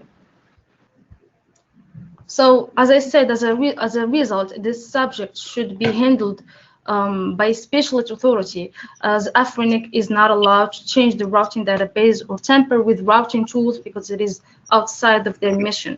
Moreover, this policy is described as unneeded by other IRRs.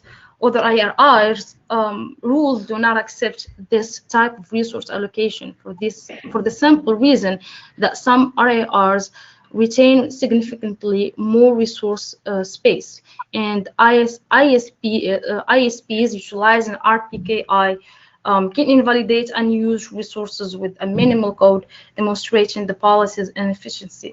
So with that being said, I oppose and I'm totally disagree with this policy. Thank you. Thank you very much for your concern. So I guess there was another question directly to the authors. I will give the mic to Miriam. Please state your name, affiliation, and question or concern. Hello, can you hear me? Hello? Yes, we can hear you. Okay. Can you hear us? Okay, my name is Miriam, and I'm from the Mohammed VI Polytechnic University in Morocco. So I have more of a concern instead of a question. I wanted to say that I oppose this policy because it misinterpreted the vocation of regional internet registries. In other words, they cannot interfere in the resource routing process. It is not their mission to do so. Their one and only mission is to manage the registration and distribution of number resources. So that said, routing is out of their mandate scope. And given that if this policy gets ratified, it will increase the chances that Afrinic commits routing errors, which can potentially hinder networks functioning. Also, Afrinic staff has a history committing such technical mistakes. So consequently, I think that Afrinic should stay out of the routing procedure since it is not a part of their competencies. It would only make them lose their credibility and will create disappointment among the members. Also, I wanted to say that enabling AS0 is not a policy issue.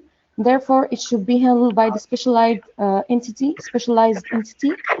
And additionally, resource holders cannot create AS0 and AROA since it can create a multitude of invalid prefixes in the routing table.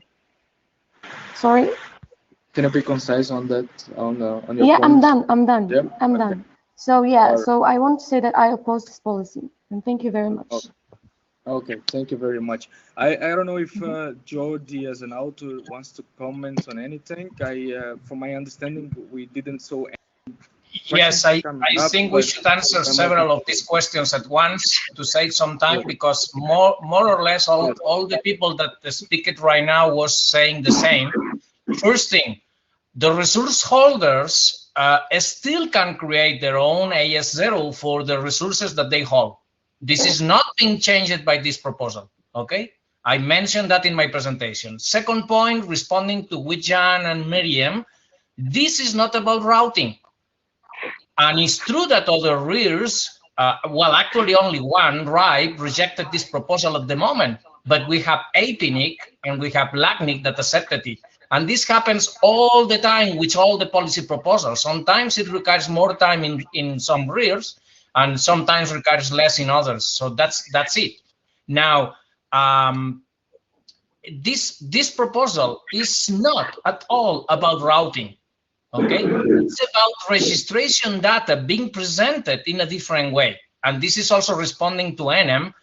Afrinic is not injecting, it's only displaying, so the ISPs decide voluntarily, each one, if they want to use it or not.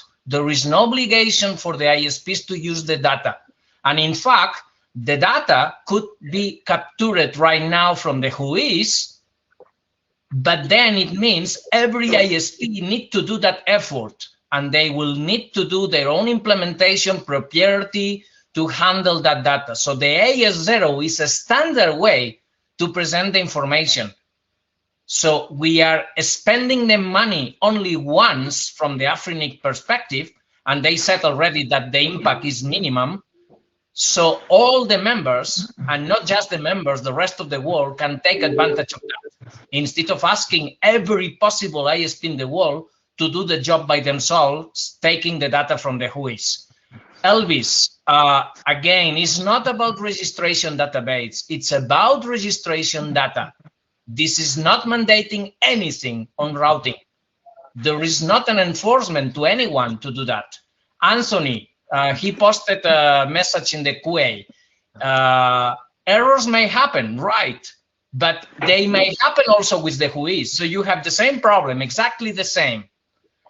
Again, just to answer all the points that have been raised up to now, we are just presenting the same information that we have now in the WHOIS in a single and more useful way at once. That's it.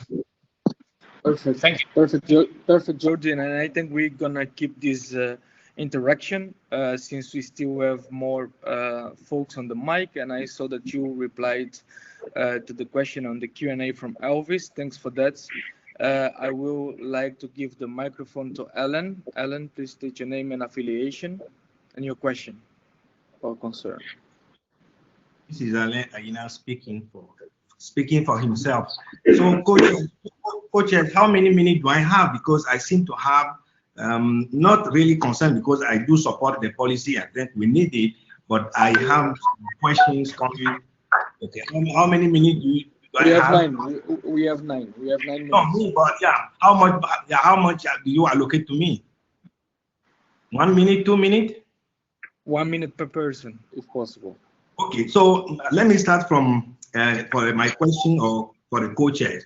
I would suggest that next time you present the objections. So it would be good to add who is the, or who raised that objections, and also it will be good to know why the objection is considered valid or not. Okay, because it can help. Otherwise, we can. Thanks for the point, Alan. I also have a question for staff. Staff said an upgrade of the inventory will be needed. So I would like to understand why the inventory, this inventory will be needed. An upgrade of the inventory will be needed. Now, for the policy itself, I do have, as I said, I have some issues. No, not really issue. I think, Jody, for clarifications and for education of all these people we have who knows nothing about all this going on, it may be good that we make, for example, the problem statement a bit clearer. For example, I would like to see why that the current bogon filtering are not enough, and what, for example, and what are we adding with the AS0? Because then people know that there are already bogon filtering system in place. Then, okay, we also need to make sure we align with the AFRINIC and our policy system, because we are using unallocated, unassigned. But if you look at the statistic database published by AFRINIC in the statistic file, they use available and reserve. So we may want to make sure we use, because if anyone want to look for the numbers, if anyone want to look for the numbers to be covered by this kind of AS0, they will only find them under reserve and available. Okay. Also, is done? Yeah, we are running out of time. Sorry, Alan. We took note on your notes, and we will reply after the next participant raises his question. So we do all in one. Yeah, thank you. So I would like to ask Dr. Neil for the microphone. Please state your name, affiliation, and a question or concern. Yeah, the name is Nikweno, GDC. I have two small questions, but I'd like to precede them with a quick comment. I think those who run network is good for us. It's good for us because we can see all the issues and we can avoid them and so on. So I suspect those who are opposed perhaps don't run networks. And I'd like to know if they do, if they can answer. Those who run networks, we want to do this. The second, the first question for me is to Jody. I noticed that he was trying to propose that the text should be similar across the regions. And I have some concerns there in that if it is global policy we want, we should go that route. But if we are doing a policy here, we should go with our text, as long as the text is adopted by the community. So that's one. The second one is the red bits, that the change that you made, the red change that you made, which said that AFRINIC should add reclaimed resources only at the end of reclamation process. I think this policy may not be visible to that. I mean, AFRINIC decides when to add it, okay? Because you and I don't really know their reclamation process to decide what is end and what is not. So since you say it's superfluous already, I suppose I'm in favor of it not being there at all. Okay, I think that's the two questions that I have. Thank you. Thank you very much, Dr. Neil. And before we go into any other further questions, I would like to give the opportunity to the author and also to the staff to respond to the questions that were made. Yoji, you might start. Yes, I am not sure I completely understood the question from Alan, and he said that he was basically supporting the proposal. So maybe we can have that discussed in the list if I misunderstood that. The point is that he's saying that there are already other mechanisms to filter bogons. I agree, but those mechanisms don't come from an official registry.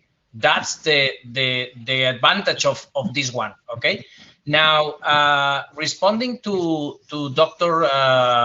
Lee, yes, there is an idea to have similar text across the regions, only for the sake of clarity and because in the future we may want to have a global policy, but it's not right now what we are doing.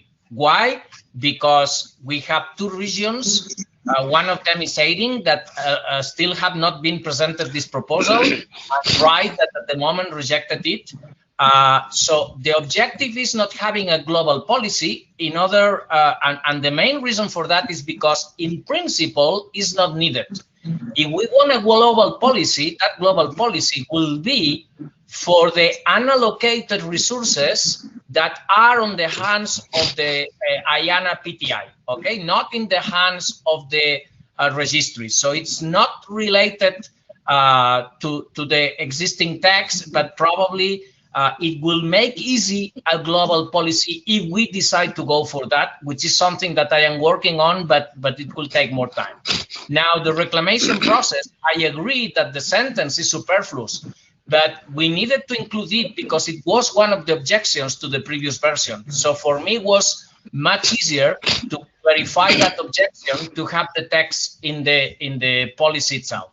And then there is one more question in the Q&A from Anthony, which says that he's asking to legal. Legal has said already in the impact analysis that they have nothing against the proposal. That's what I am reading from the impact analysis. Thank you. Okay, thank you very much, Jordi, for the clarifications. Now I will hand over the mic to Ashok from the staff to reply on the answer that was raised. Yeah, thank you. Do you hear me? Yes, loud and clear. No, I only have a very short statement to make regarding this stereotype statement, which I have been hearing over the years about Afrinic being a mere bookkeeper. I would invite those who make that statement and some who are today renewing that statement to read the ICP 2 document, the bylaws of Afrinic, and the RSA to know what is the real mandate of Afrinic before trying to limit its mandate to being a mere bookkeeper. Thank you. Thank you, Ashok. We still have 1 minute left. 1 minute and 40 seconds. So I will move on to a couple more questions. Pascal, please raise your name, affiliation, and question or concern. Yeah, but Darwin, if I might say something, I think we also need to restrict our comments or objections to issues that have not been addressed yet, because there are a number of repeated comments, and most of them have been addressed. Correct. Unless you have a new objection or a new comment, then let's restrict it to that. I'd also like to redirect the participants to an email you can go to the archives, that was written by Nishal on 17th of September last year. And it really addresses most of the issues that have been raised now. Please look at it. Thank you. Thanks, Vincent. And I also think that Madhvi wanted to intervene. Madhvi, are you around? Testing. Can you hear me? Yes. We just want to respond to the question from Alain Aina and to the statement that we put in the impact assessment. So we have our inventory system, we have our PKI, and the implementation of this proposal needs the inventory, okay, especially the available space, the available unallocated and assigned space, so meaning an available and reserved space, and create the ROAs, AS0 ROAs over them. Since we have MyAfrinic V2 in progress, so MyAfrinic V2 is facilitating the integration of our inventory management system, okay, which into one platform where the RPKI and the inventory system, can be easily integrated. Well, Thank you. yeah, well noted, Madej. Thanks for the clarification as well. And I would like to rephrase what Vincent also mentioned. There is a very educational email on the list which was sent by Nishal back then, and also a very good one sent out by the staff by the name of Amrish Fakir. We actually have rounded off out of the time. I will ask Vincent to join me. Let me see if I just hold on a sec so we can see whether there is any more questions on the chat.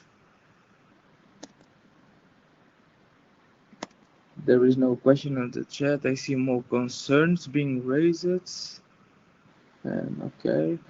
And we have a long queue, but unfortunately our microphone time of 20 minutes, we have been running out of time. So me and my colleague Vincent Colcher, we're gonna do further deliberations and we will back to you in a few minutes.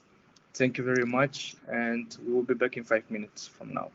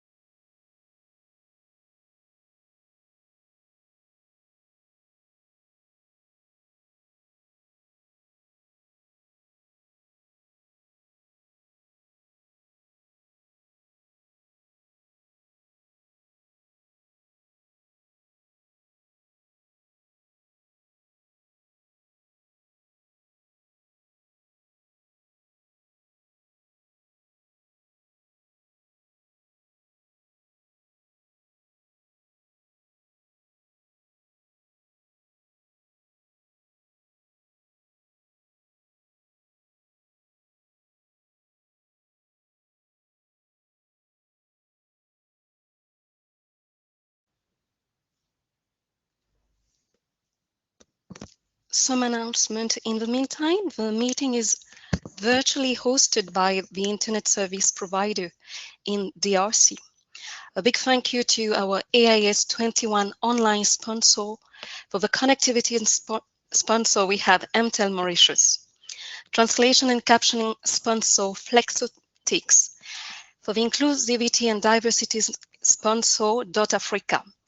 Other sponsor, we have ICON, Internet Society, ISOC, Liquid Intelligent Technologies, and DNS Africa. You can meet the sponsor virtually on the special chat platform. The link will be posted on the chat.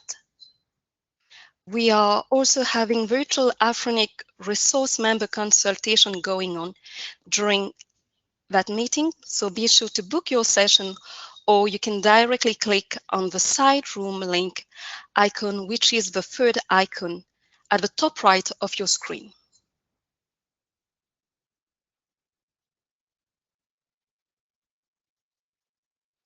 Thank you.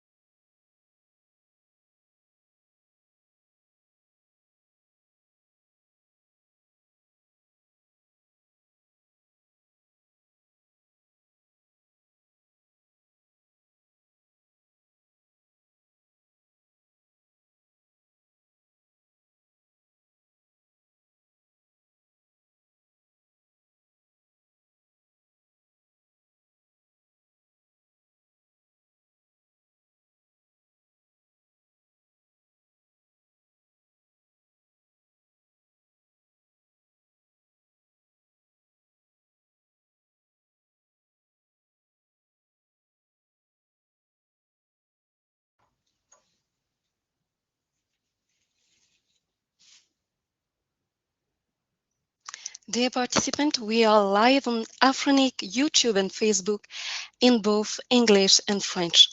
Would love to know where you are joining us from, so please do tag us using the hashtag AIS21 online and hashtag AIS21.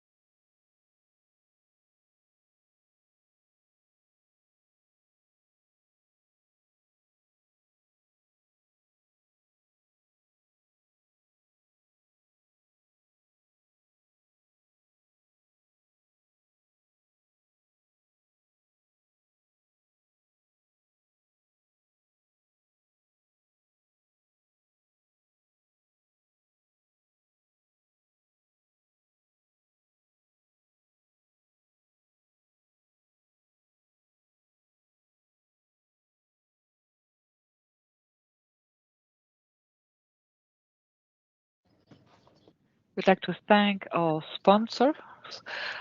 We have different sponsors: ICANN, iSOX, Africa, MTEL, ICANN, Internet Society, and Liquid Intelligent Technologies, among others. Thank you to all sponsors. If you want to meet our partners, we have a link on our platform. You will find the link in the chat box.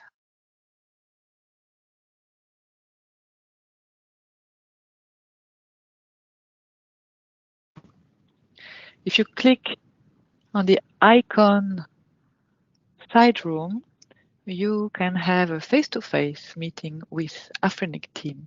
Thank you.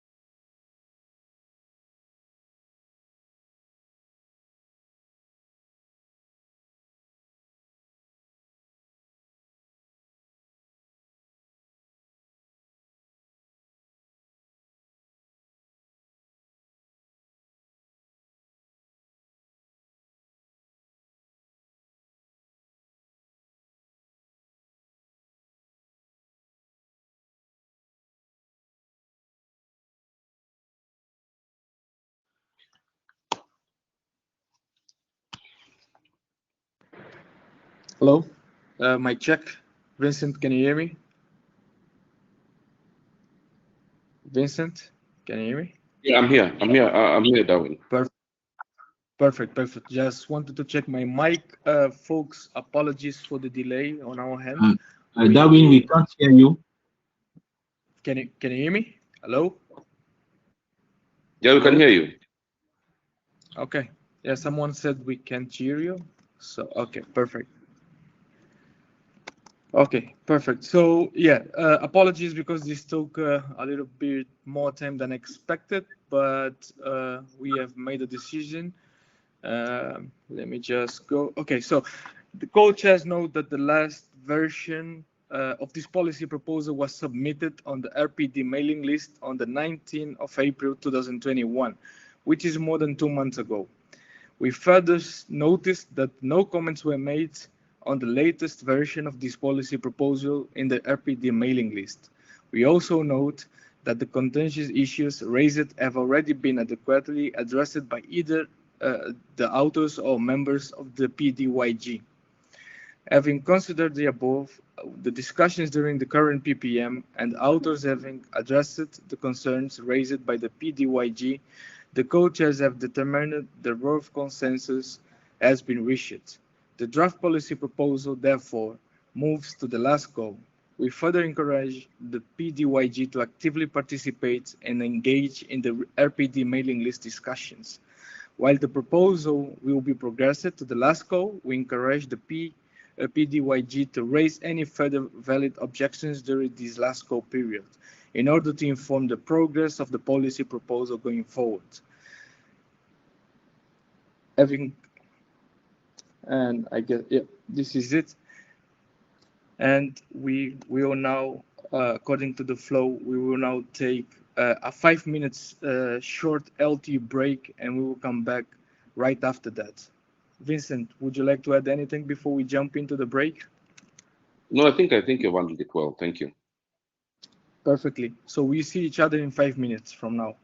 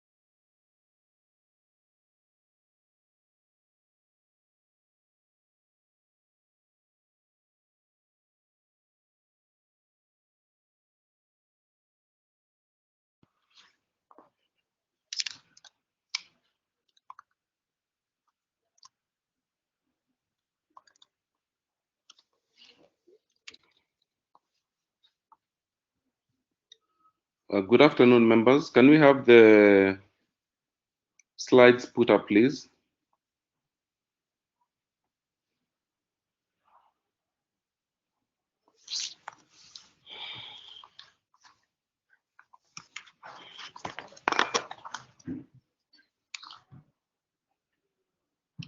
So welcome back, members, and good afternoon. That was quite an interesting session we had, and I think there was quite some learning.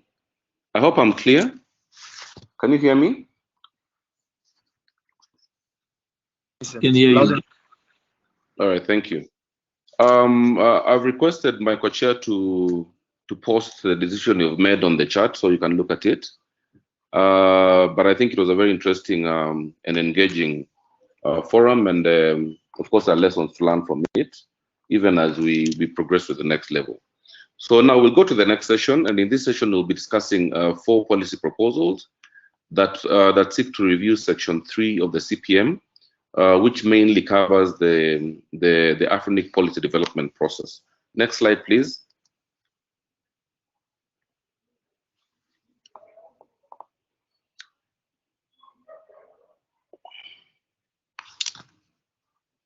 Not able to see your slides.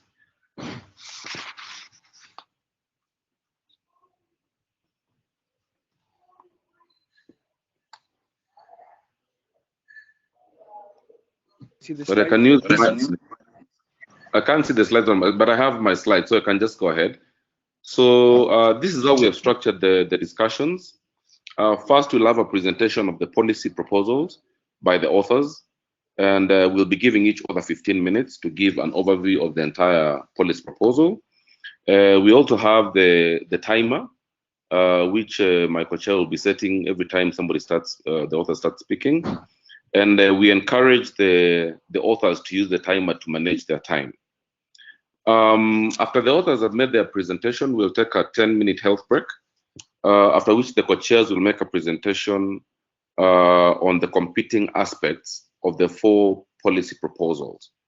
Thereafter, we'll have an open discussion where the PDP will have an opportunity to chart the way forward based on the presentation by the authors and the presentation by the co-chairs. Next slide.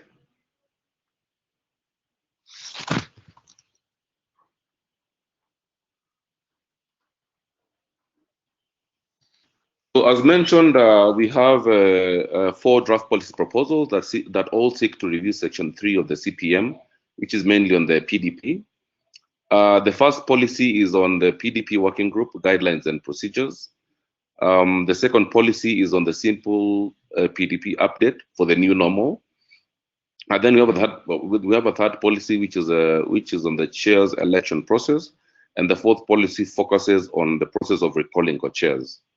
We will now allow the authors to present their policy proposals. I'm sure they're all ready, and we'll start with the policies in that order. So we'll start with the PDP working group guidelines and procedures, which will be led by Elaine and Noah.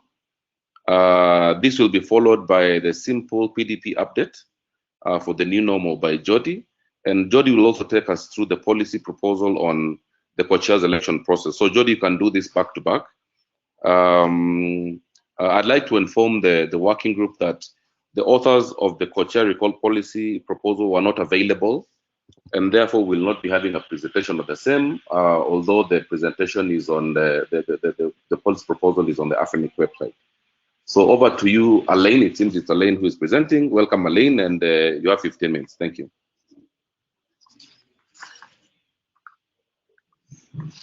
Oh, Noah, you're there as well. Welcome, Noah. Yeah. Welcome, both of you. The floor is yours. Okay. I think I shared the slides. Elaine is waving. I'm not sure if I shared the slides. Can I have the slides up? Your microphone is not been configured, Elaine. Yeah, now it's up.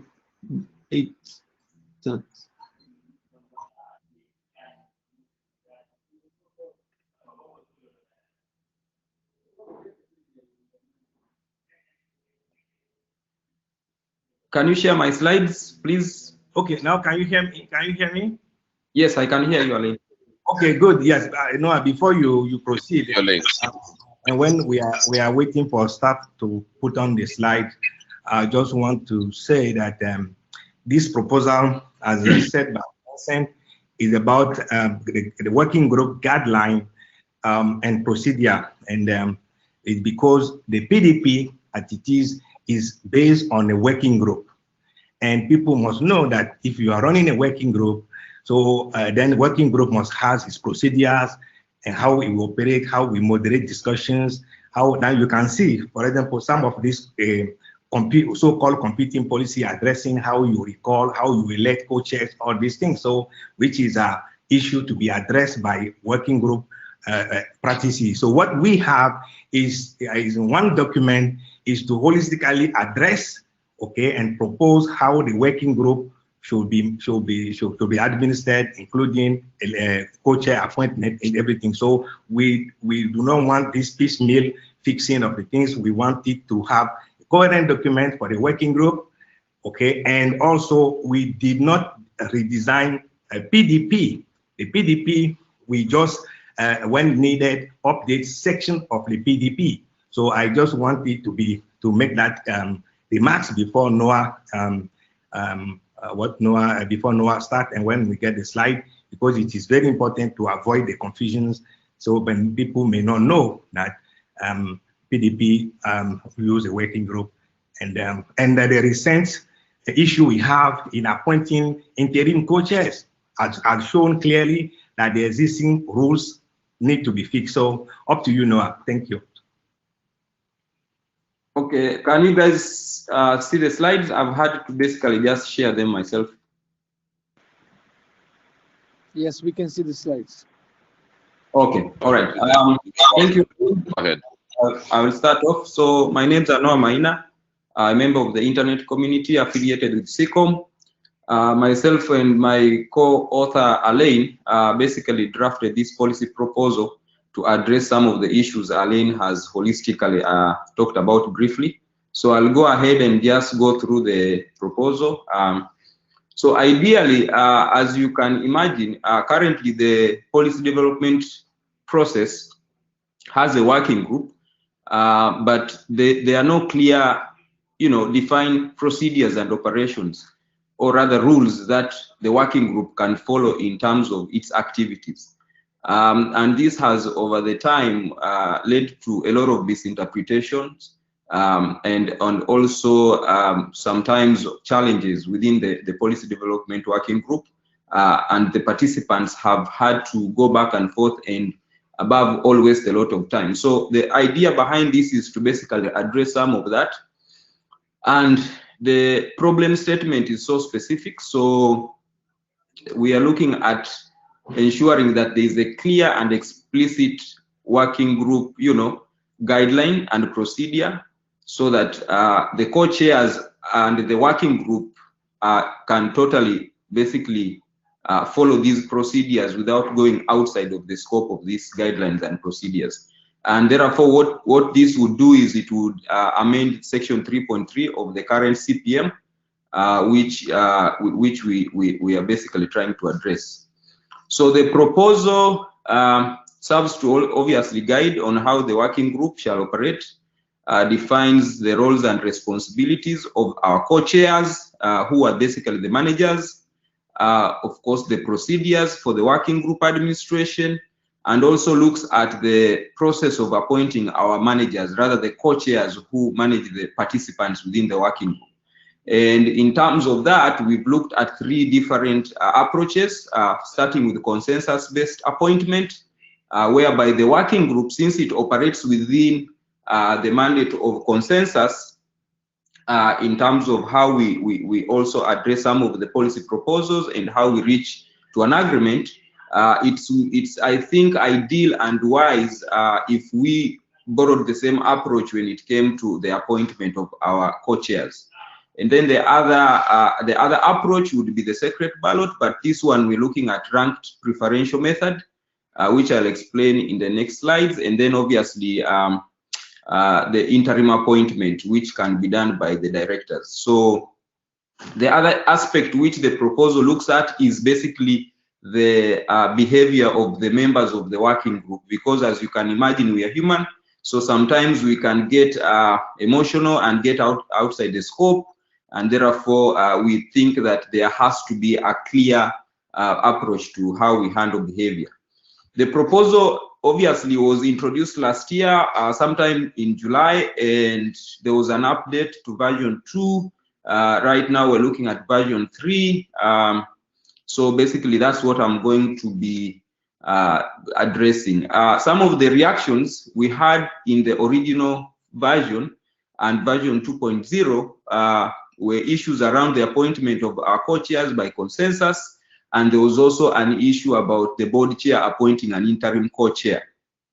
In terms of staff analysis, there is no issue which we have received so far from staff, and obviously we are waiting for any further analysis that will come from staff, but also all points that were requested for clarifications, we did actually clarify some of those, and there's no any issues in terms of implementation of the proposal so far. What does update 3.0 look for? Address. So based on some of the, like I said, issues of clarifications that were born out of the first draft, we decided to make some amendments which were somehow editorial, I would say. So we looked at the appointment of the interim co-chair, addressing the issue of the appointment of the interim co-chairs by the board chair. Then we also consider the issue of time limits in terms of interim co-chair appointment. So we put some sort of time limits there, and then the issue of ranking voting by the college, we'll also look at that. And what we have added is that we look at a specific group of people, which is former co-chairs, the past board chairs, and the past CEOs of AFRINIC. Then these would form basically the voting college for the ranking preferential voting. And then, of course, we added provisions for the recall of the two co-chairs in the policy text. So if you go and read it, you will see that amendment. Like I said, in terms of staff analysis, there's nothing so far, but of course, we're expecting perhaps after this, staff will give us some sort of analysis or impact analysis. So this is one of the images that shows the whole entire process of appointing the co-chairs. And of course, once the nomination is out of the way, we do not have any candidate, the seat remains vacant, and within 2 weeks, the board of directors would then appoint an interim co-chair, right? But in the event that the nomination process obviously enables the working group to have more than one candidate, these candidates are then obviously slated for appointment, and this is during the PPM. And once the working group has consensus, the co-chairs are appointed. If there is no consensus, basically the seats remain vacant. Within 2 weeks, the board appoints. But if there has been appointment by consensus, then that is it. We have new co-chairs. But also, if consensus fails, like I said, we will have the preferential method, which is by secret ballot, whereby the college of co-chairs, past board chairs, and the past CEOs of AFRINIC would basically be the college that selects the candidates that the nomination committee has slated, and this would happen within the scope of obviously the procedures that are set for voting. And once the college selects co-chairs, appointment is done. But if the college does not select the co-chairs, then within 2 weeks, the board basically appoints for the working group new co-chairs. So that is the whole appointment process. Then there is the issue of working group participation in terms of behavior. Obviously, when somebody goes outside the scope of the working group, especially they violate the code of conduct, the individual in question is basically warned by the co-chair. Obviously, if the behavior does not persist, then the issue is resolved. But otherwise, if the behavior is so disruptive and severe, then obviously the co-chairs would immediately suspend the individual. But in an attempt to discourage disruptive behavior, of course, co-chairs will attempt to warn, send a private warning to the individual. And if the disruptive behavior doesn't change and it persists, then obviously the co-chairs would obviously warn them publicly. And otherwise, if they have stopped, that ends there, and there's no need for any more further warning. But if it continues, then the co-chairs are given the mandate to reduce the posting privileges or suspend the individual. And also suspension is the only rational way forward. Obviously, the process allows for the individual to appeal. However, all this shall be done through the mailing list. So that is the way we think that the code of conduct process in terms of managing working group behavior should be handled. So this removes it's transparent, and it allows both parties to basically be involved in the process of ensuring that sanity is brought back to the working group, but also gives room to the person who is affected by this to either improve, and also gives room for the co-chairs to further at least follow a process which is much more clear, right? So the other issue was on the issue of recalling the co-chairs, whereby the current text talks about 5 people supporting that, but instead we have decided that we should actually add the number to 10. So that is the only change we've improved there. Therefore, if there is a request to recall a co-chair, because maybe the co-chair has not attended to their role and they have been reported by their fellow co-chair, therefore, of course, the remaining co-chair would report that specific co-chair, in which case they would be recalled. But also remember, the working group participants, anybody within the working group can request for the recall of the co-chair, and therefore they must be supported by at least 10 people. So that is very important. So this is the appeal process in terms of suspension of privileges. Working group members may file an appeal against the decision of the co-chair to the AFNIC Board of Directors, and the chair's decision shall be final and binding. There is also the issue of conflict resolution process in terms of the PDP, and in case of any disagreement, obviously this can be channeled to the co-chairs. Otherwise, actions taken by the co-chairs of AFNIC Board Director regarding the appointment process are final and binding. All right. So thank you so much. I hope I was within my timelines. Otherwise, asanteni sana, and that was all about the proposal. Thank you. Thank you very much, Noah. Yes, indeed, you kept your time. In fact, we saved us like a minute, which I'll now ask Jody. Jody, are you there? Jody? Yes.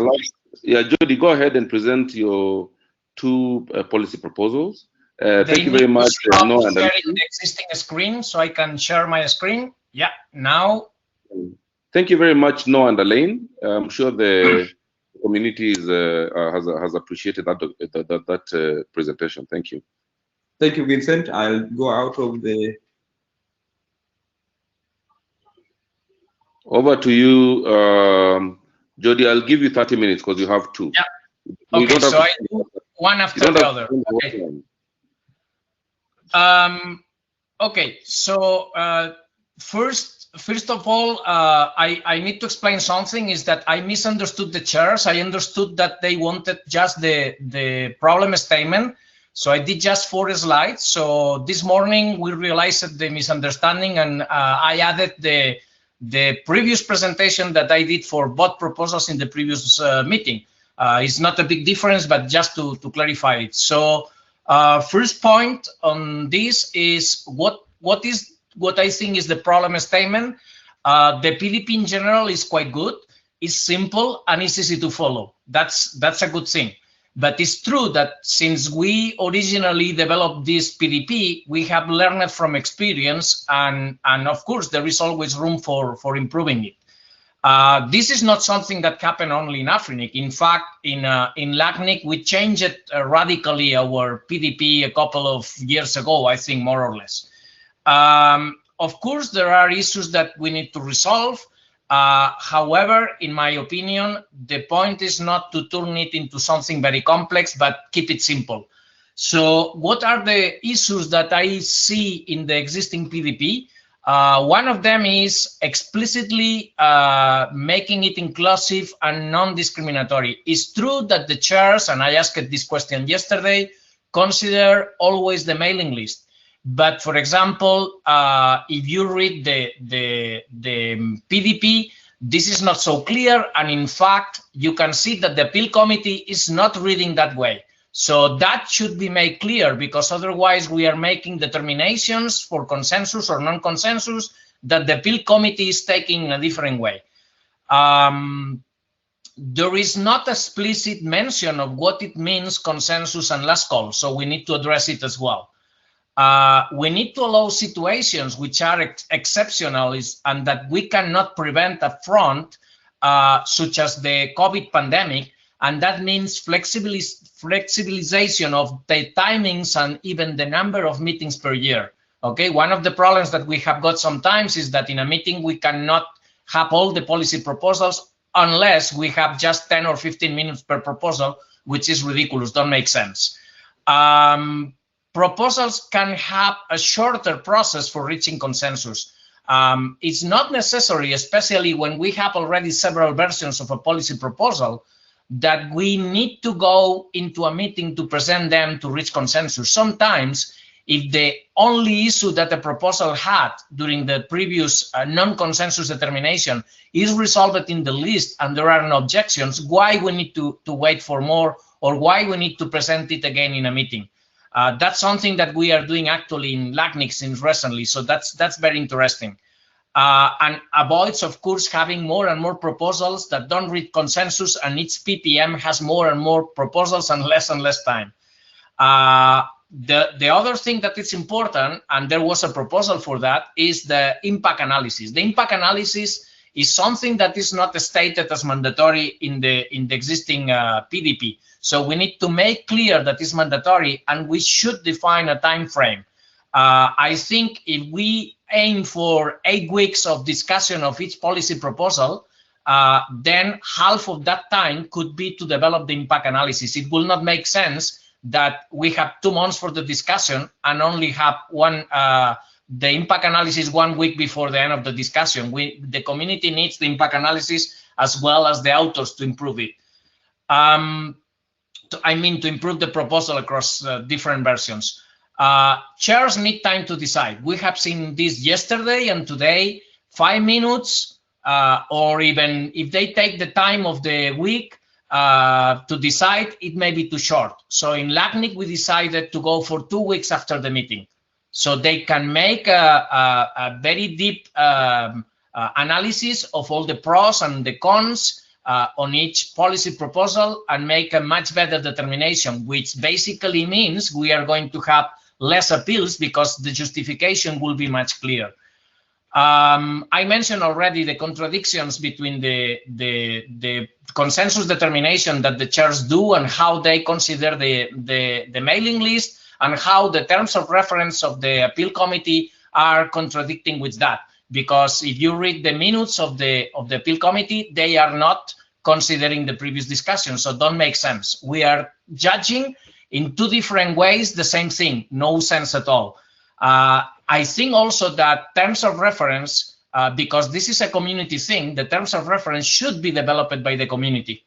And that means that the PDP must be self-contained. We should not have other things outside of the PDP. So if we really need anything to describe how the appeal committee should work, that should be part of the PDP in an explicit way. And then tackling the issues of the co-chair selection recall in the same proposal, I think is too complex. It's much contentions than the PDP itself, because the PDP, what I am suggesting is small changes. It's not a completely new PDP. It's just teething up the problems that we discovered. So I think it's much better to split the problem in two smaller problems so we can reach consensus on one or the other or both, but not all the complete proposal because we don't reach consensus in a part of it. And that's it for my presentation. So going quickly to the previous discussion, let me skip some slides. As I mentioned, I am including the definition of consensus in the PDP. Then we define the thing about the timing and the impact analysis as mandatory. As I said, 8 weeks for the discussion, 4 weeks for the impact analysis. I also changed the timing for expiration of the policy proposals, because if we have 2 meetings per year, it don't make sense that a policy proposal expires in 1 year. It should expire in 6 months. So it's right before its meeting, you have an updated version from the authors. About the consensus determination, I already explained that, and also provide a definition of what exactly means last call, because last call, it should be understood in the same way as consensus in IETF, and that means that you can provide objections about things that were not previously discussed, because otherwise it's a repetition of the previous discussion, which don't make sense. Okay, so we need to make sure that we change that as well. How it will look like in terms of timing, if you send a proposal and the time for the meeting for the PPM is more than 8 weeks, then this proposal will have maybe a longer period for discussion. Maybe it's 10 weeks, maybe it's 12 weeks. It depends on when the authors have sent it. Okay. We are assuming that the consensus in this case, at least for the first version of any new policy proposal, need to be presented at the meeting. And then the chairs have 2 weeks for the determination.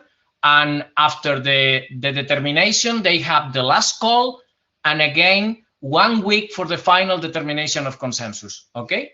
Now, if the proposal is submitted less than 8 weeks before the PPM, the discussion will happen in the middle of the 8 weeks time. Okay, that's the only change. And now if we have a new version of an existing proposal, which has been already presented in a previous PPM, if chairs agree, then we can reach consensus in the list after the 8 weeks discussion on the new version. So there is no need to wait for a new meeting, a new PPM, to present it and taking time for that meeting.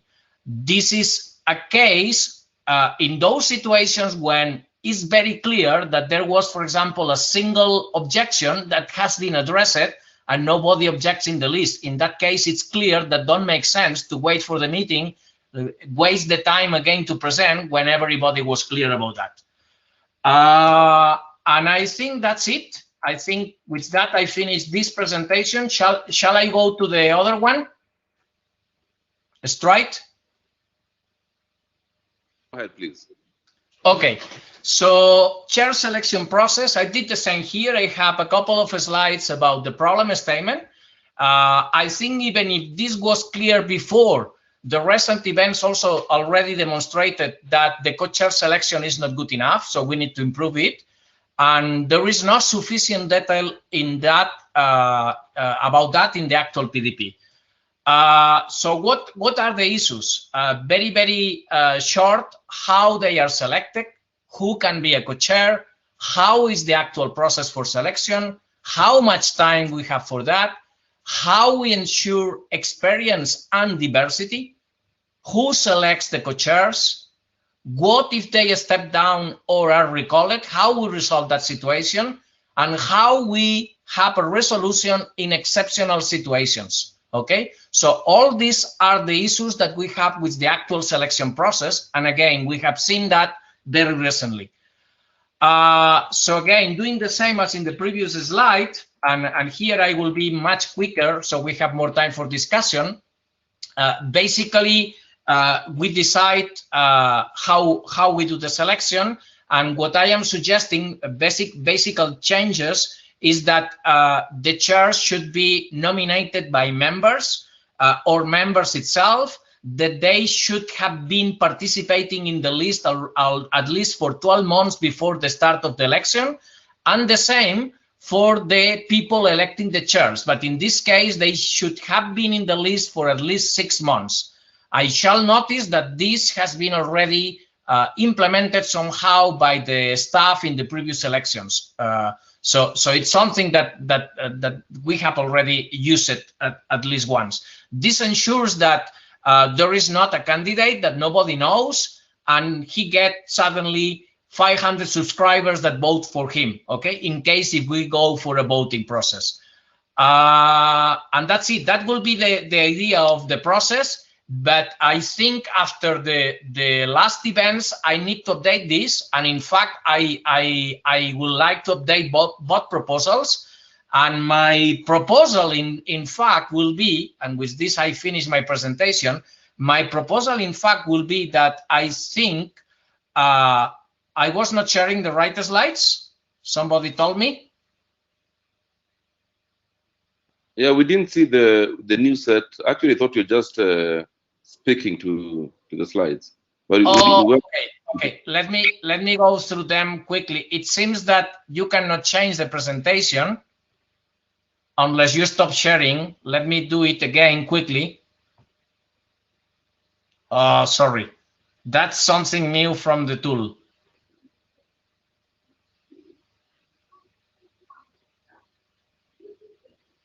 Okay.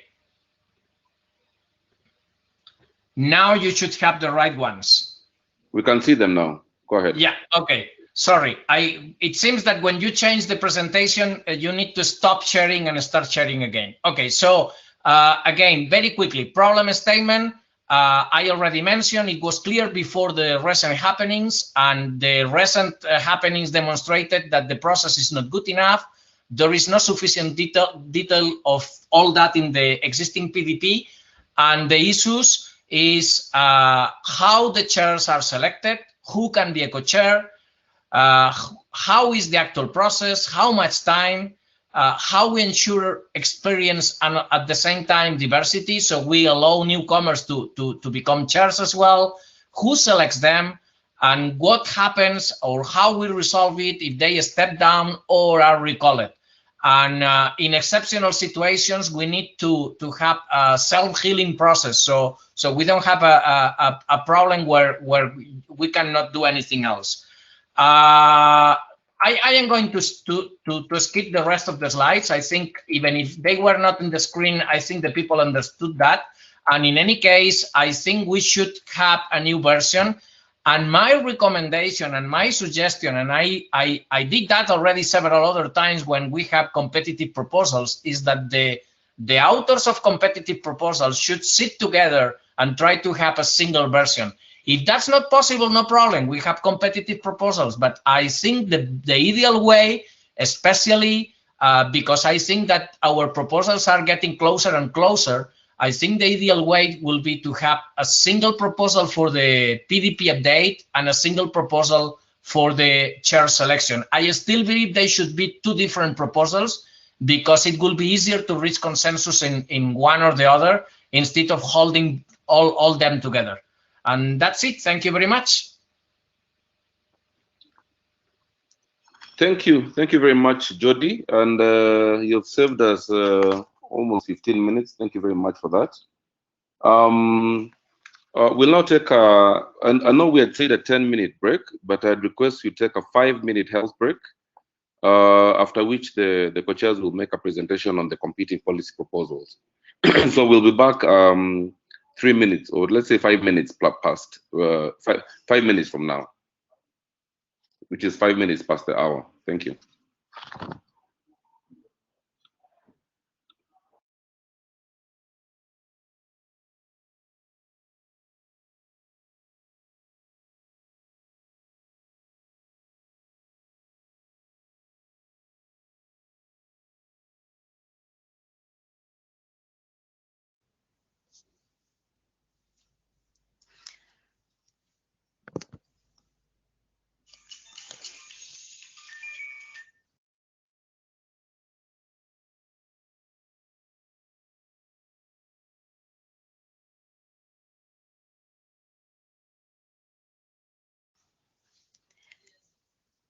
Dear participant, during the meeting we have been running a quiz and the meeting survey, and as promised we would like to announce the quiz and survey winners. I will now call on Mr. Eddie Kairua to do the honors.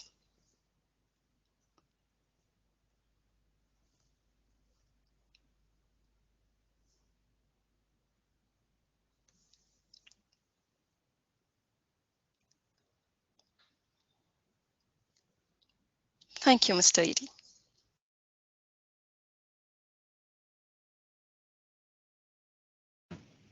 Good morning, everyone.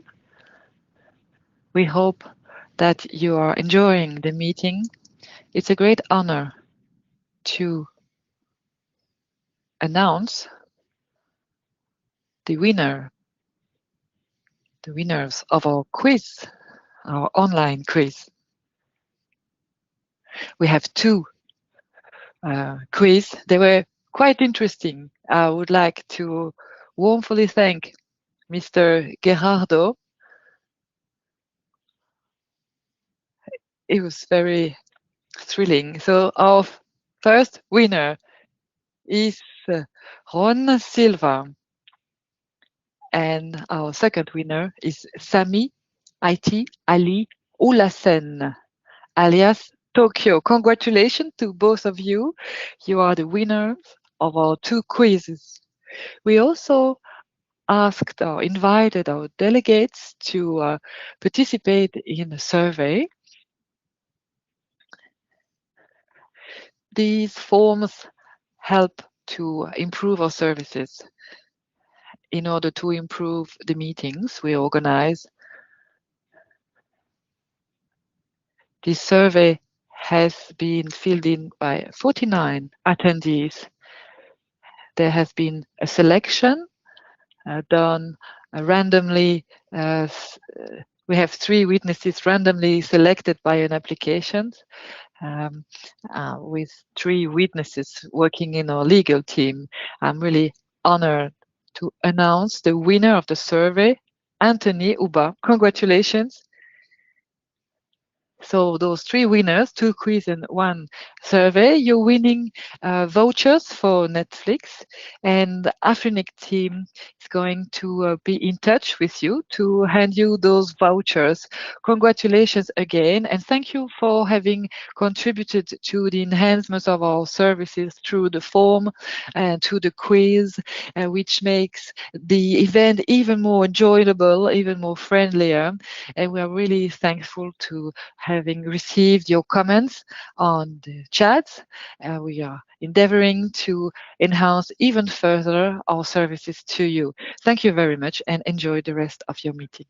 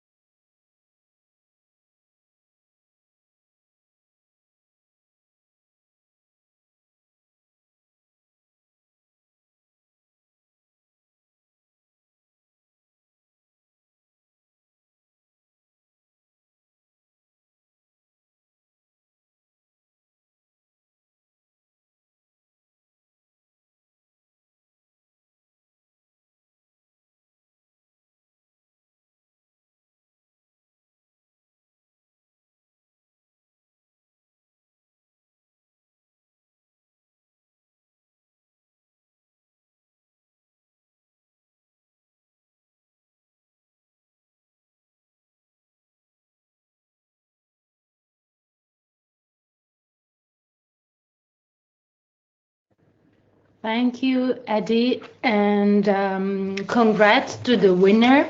We would like to thank our partners in supporting our AIS event. So MTEL Mauritius, translation and captioning sponsors Flexotips. Inclusivity and diversity sponsor Africa. Other sponsors are ICANN, ISAAC, Liquid Intelligent Technologies, and DNS Africa.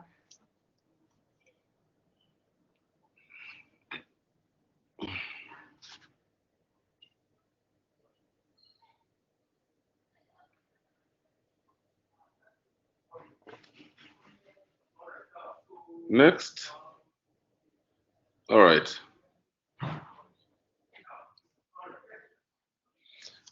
So participants, we're back, and I'll be taking you through the a presentation on the competing policy proposals, and so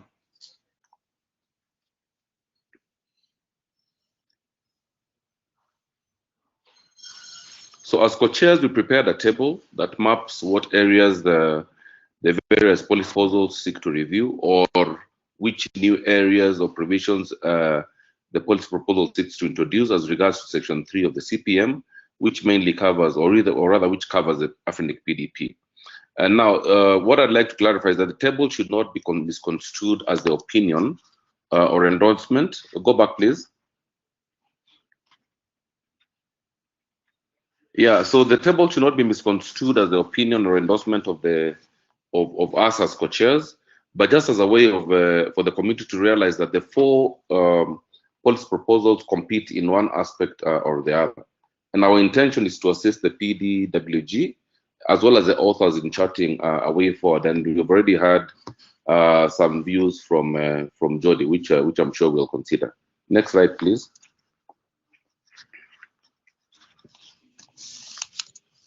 Yeah, so the table has 6 columns. The first column identifies the section in the CPM that is being reviewed by the policy proposal.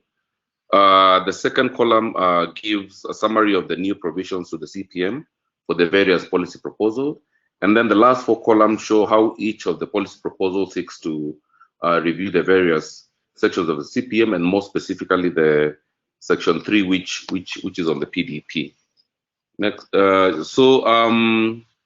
so for example, if you look at the second row, you'll realize that one policy proposal, which is a simple PDP update, seeks to reward the provisions on the PDWG as currently stated in the CPM.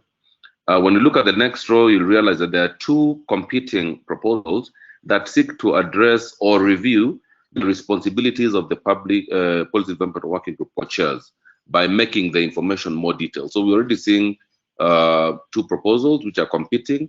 And what I'd like to say is that from what we've seen when you looked at the various policy proposals, all of them have very good ideas, but all of them can't go through unless we have a harmonized way of looking at the various provisions. If you look at the terms of the co-chairs, and more important, the eligibility criteria of co-chairs, again, we see 2 competing proposals, one on the PDP working group and the other one on the chair's election process. Next slide.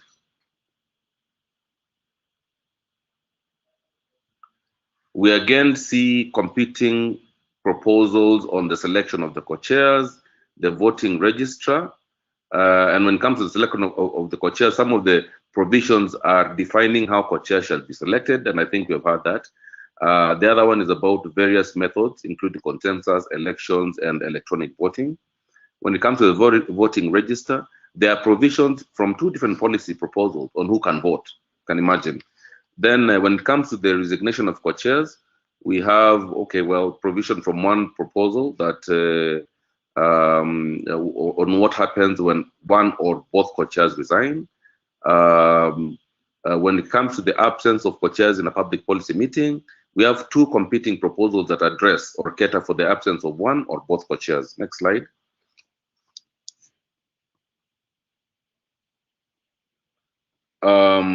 When it comes to the role of the temporary chair, the operations working group, which is really the PDWG, and the application of the code of conduct, we have one policy proposal that really goes onto that comprehensively, the one that has been developed by Elaine and Noah. But interestingly, you can see very interesting provisions, like on the role of the temporary chair. It clearly stipulates what the temporary chair can do. For the PDWG, it defines how moderation of the working group discussions and sessions shall happen. There's also an introduction on a clause regarding the code of conduct on the RPD mailing list, and I think this is also based on some of the experience that we have faced in the last couple of months. months or in the last 1 year or so. Next slide, please.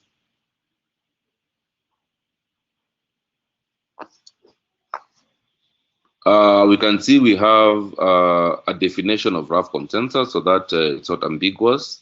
We have changes to the timelines for submission of policies.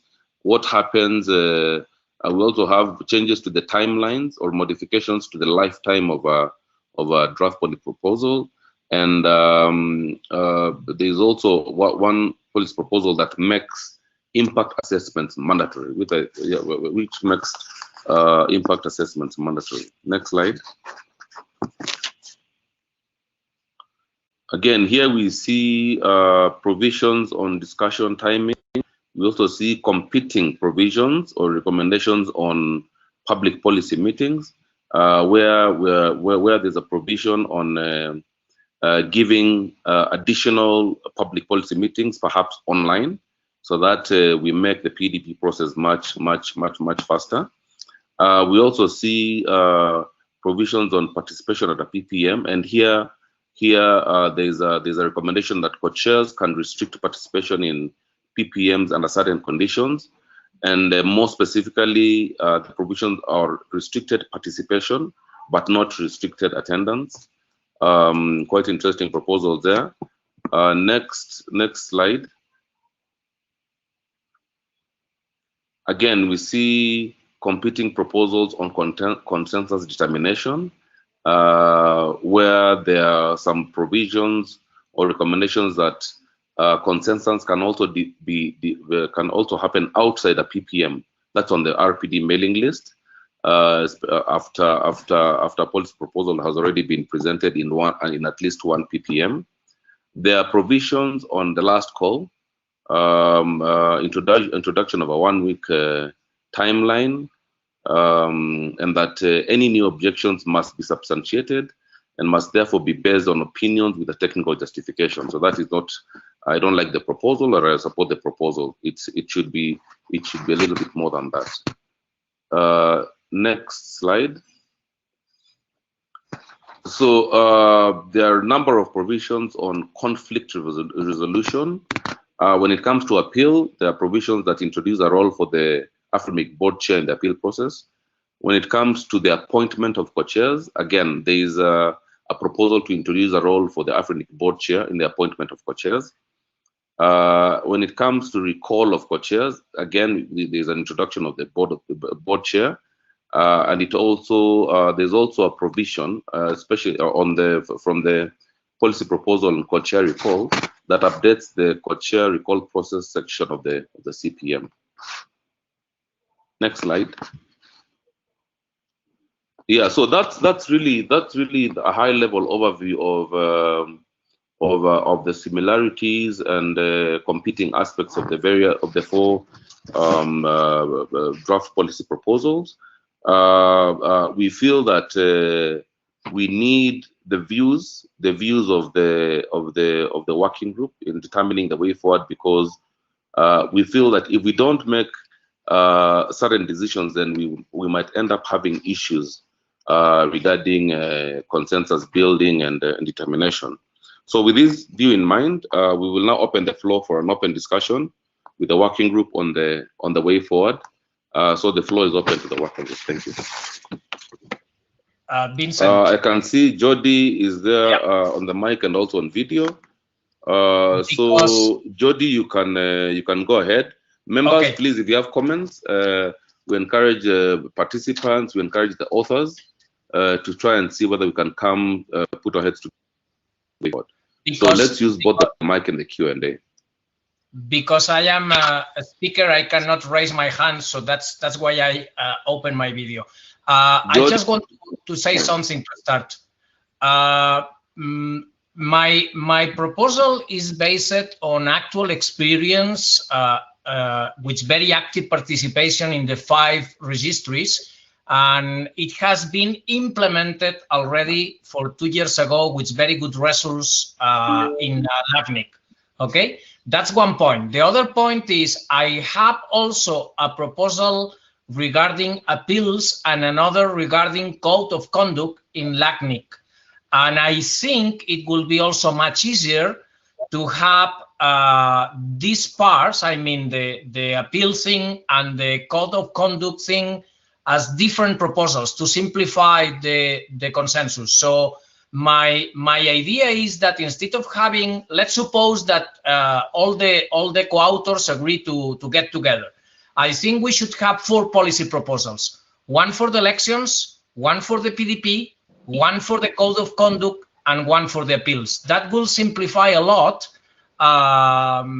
reaching consensus in each part, which I think it makes a lot of sense. And those different parts are not related in the sense that cannot be split. So I think that will be ideal. Thank you. Thank you very much, Jody. We have Noah, do you want to say something? Well, I think we have Elaine. We also have Noah. Noah, do you want to say something? Yeah, no, I just wanted to respond to Jody that, I mean, the problem with doing things in a piecemeal sort of way is that you sort of introduce some sort of contentious, situations. And I think that, like for instance, the proposal on guidelines and procedures, when you look at it holistically, it covers some of these areas. And I would basically encourage perhaps the other core, the other authors of the other proposals to see if it's possible for us to just have a single proposal. And if it's anything to do with the elections, we can just sort of agree on what needs to be improved. If it's anything to do with the recall of co-chairs, then we also tune that, but within the same proposal, because what we are looking at is the entire policy development working group and how it operates, right? So separating these issues that concern the policy development process in general, I don't think it would be a good approach, which is why you see when you look at the proposal Alain and myself have put together, it's covering all these issues, and this is based on past experience within our region and considering how the working group has been basically managing itself and operating itself in the past couple of years. Thank you. Thank you, Noah. I'd like to give Alain, you can speak, and then after that we'll have Professor Nee. Yeah, okay. Yes, this is Alain, co-author on the guideline policy proposal. I want us to be careful. We have to look at the issue holistically, okay? But the way we now address them, I think we may decide to go a piece by piece if we want, but let's not look at the issue one by one. Otherwise, you get inconsistency and nobody fix working group procedure like that. So let's first agree on all the issues, okay, with all the issues, and then maybe now in the solutions, we can go one by one. But if you are telling me for now, let's just look at how I appoint co-chair. When I finish this, then I'll come back and see, oh, how do we, if we do that, we will not really solve the problem. Let's look at the problems in global, and then we may decide how we address them. And at the end of the day, we may go small group and decide at the end to merge to one document or have a different document. But let's focus on the issue we are addressing, then also on the solutions. Not focusing on, oh, let's simplify it, let's do this, let's do that. Thank you. When I am saying to split in 4 parts is because they are perfectly differentiated.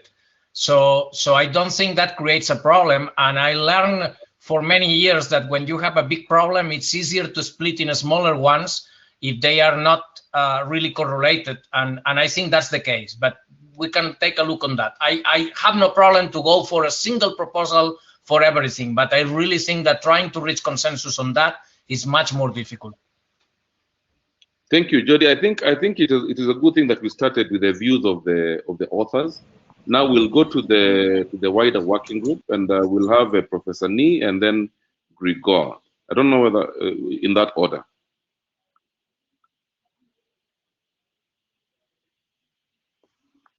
Professor Nee, please. Yes, please. Thank you very much. The fact that you have quote unquote competing proposals suggests to me that you need some other process to even decide that. That's a PDP holistic upgrade. Okay, so I just want to make that statement. So the art of cutting it in pieces may rather be to serve an interest of someone who wants to publish a lot of, proposals. For example, in the simple updates, it says shorter time. Who says that shorter time is a good thing? Who says? Has long time been a problem? Can you show me a policy that did not, let's say, make finite progress? You need to address that. In other words, it's possible that it's not the hurry to make policies, but it's the taking the time to understand the issue and solving the issue properly. Okay, so I differ in that category. And for instance, I also have a big issue with this mandatory impact analysis. Has it ever been a problem that we couldn't get analysis? Staff always give us analysis. So when I see things like that, I see it as some form of intrusion or imposition on the operation of the organization. So I have some issue there. Now, my last bit is that we should not be trying to do elections, okay? And we keep going back to that. We've said it over and over and over again that the previous election was bad. It was a bad precedent for a group that decides things by consensus. If you are willing to determine a policy, status by consensus, why can't we do the same thing for, co-chairs? Okay, so I have a real problem in an attempt. By the time it gets to the point that you have to vote, that means you failed. And if you failed, an oracle should decide for you. Okay, don't go and vote. You should ask somebody else to decide for you. But your job is to do things by consensus. And so I tend to favor an approach where we are forced to decide by consensus, or else the person we don't want to decide will decide for us. Thank you very much. Thank you very much, Prof. Gregor?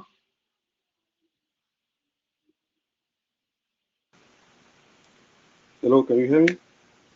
Yes, go ahead. Okay, thank you.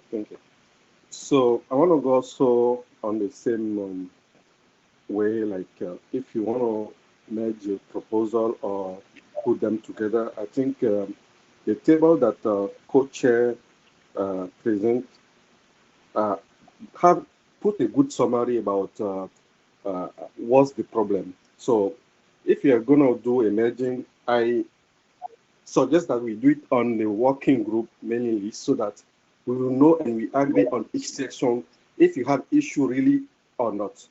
So the PDP working group proposal by Alain and Noah, I think is very good, and it's covered a lot of sections. And for example, when I take in some of the Jody proposal, I see like there is always we want to do what they are doing in the other region. What they are doing there may not fit with our own reality, and it will break all the process.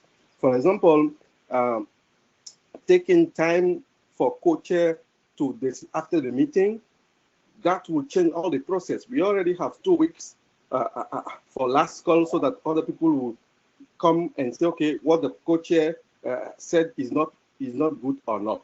So by split that and say, okay, no, after the meeting, we want co-chair to go back and work again, is to work for the co-chair himself to take the decision before the meeting, and during the meeting, they already have the key point to make the decision. By delay that one, we introduce something else, and I don't think that will cover or solve anything. So we have, if you want to split or merge them, we have to agree on each section. Do we really have problem here or not? Thank you. Thank you very much. Could I respond to the last 3 things from Go Dr. ahead, yeah. From, if I understood correctly, from Gregor, he's saying that I am trying to put in my proposal what they have already in his proposal. Well, I can say that my proposal in Afrinic was submitted in LACNIC by myself, years before there was any discussion about changing the PDP in Afrinic. So I just did that in LACNIC first, and then when I saw that it was working in LACNIC, I proposed the same in Afrinic. Okay, that's the first thing. The second thing, it was about the impact analysis. It's true that the staff always provide impact analysis, but what happens, and there was a proposal that now is expired about that with Sylvan Bania, what happens is that sometimes the impact analysis is coming to the authors and to the community too late. So if there is something that the authors and the community miss it, there is no time to update the proposal for the meeting. So that means that the proposal will be in the discussion at least 6 additional months. That's a problem. Yes, it's a problem because it means that instead of resolving proposals either for reaching consensus or not, we are accumulating proposals. So every time we have a meeting, because impact analysis may have been late, we have the previous meeting proposals, the previous to the previous, and so on. Okay, so that's the reason the impact analysis made as mandatory. It's not just because the fact to be mandatory, but the fact to be in time. Okay, that's the point. And the last thing is about the timing of the discussions. It's about the same thing. If we have a shorter timing for discussions and we have the chance to, when something was resolved in the list, it means that we are saving time for discussion in the list and in the meeting. So that helps both the community and the authors, and especially the community.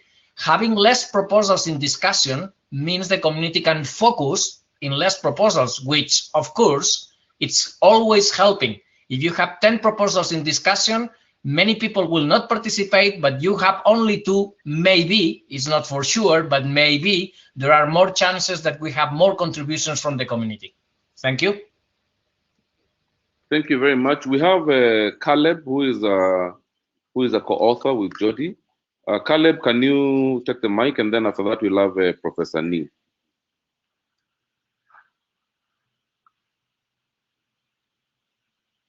Push forward is first. We all have the interest of, can you hear me? Am I audible enough? Yeah, you can go ahead, Caleb. Okay, great.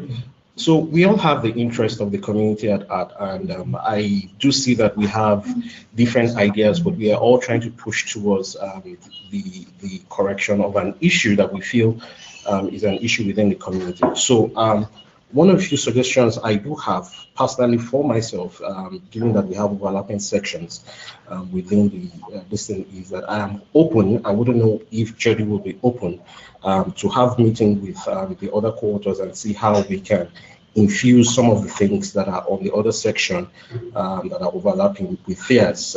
But that will be a decision by the co-chairs to make on the one hand. But one of the strong things I'd like to emphasize is the lack of inclusion in some of the policies that are being written. And so I'm strongly emphasizing that if we are going to be meeting with some of the co-chairs, we should have the inclusion clause, perhaps for gender balance at some point in time, and maybe at some point in time regional balance, but not emphatic on that, to be infused into some of the policies. Thank you. Thank you. Thank you, Khaled. We'll now go, give the mic to Professor Nee.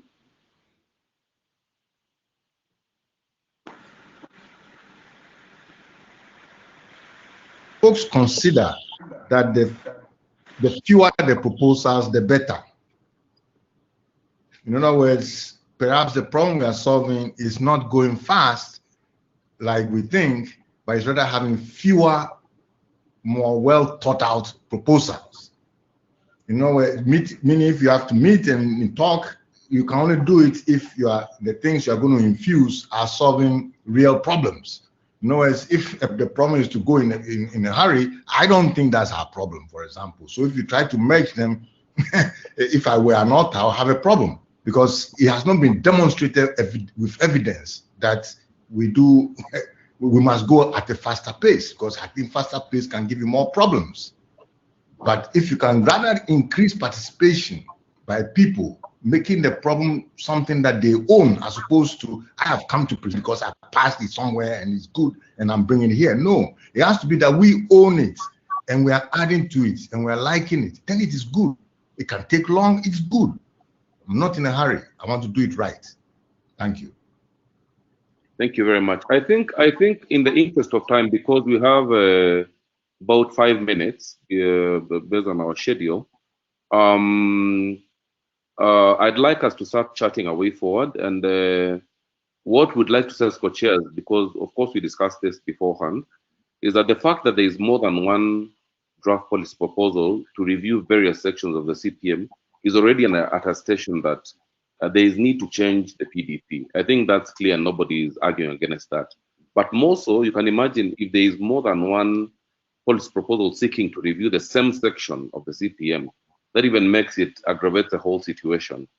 And again, from experience and from what we have heard from the speakers during the session, it seems the point of conversion is to have some form of collaboration towards developing a consolidated proposal. I think that seems to be the point of convergence. And again, we have seen this in the past. There are certain policies that were competing, and I'm talking about in the African region. And we have seen authors coming together and forming one consolidated proposal, so that we don't have competing proposals that never see the light of day. And the reason I'm saying that is we need to have the end in mind. If the end is to enhance our policy development process, then it doesn't become my proposal, it becomes the community's proposal. And if it's the community's proposal, as Professor Nee is saying, then let's not be in a rush. Let's take time to deliberate, differ. If we are differing on a point of objectivity, let's take time to differ. Let's spend time on the RPD mailing list. Let's exchange valuable experience and objective concerns, and let's come up with something that will better our policy development process. I think the challenge is clear. We've had issues in the past 1 year. We can't bury our heads in the sand. We've had some very serious issues in the last 1 year, and it's only responsible of us as a working group to find ways to correct those problems for the prosperity of Africa. So with that, I'm going to request or pose. Is there anybody who has a contrary view other than finding a way of how the authors can come together and perhaps develop a common proposal that can be considered by the community? Hello, Vincent. Can you yes, hear me? Alain. Yes, yes, I think you, because you allow Georgie to respond, then I think you should give us a chance.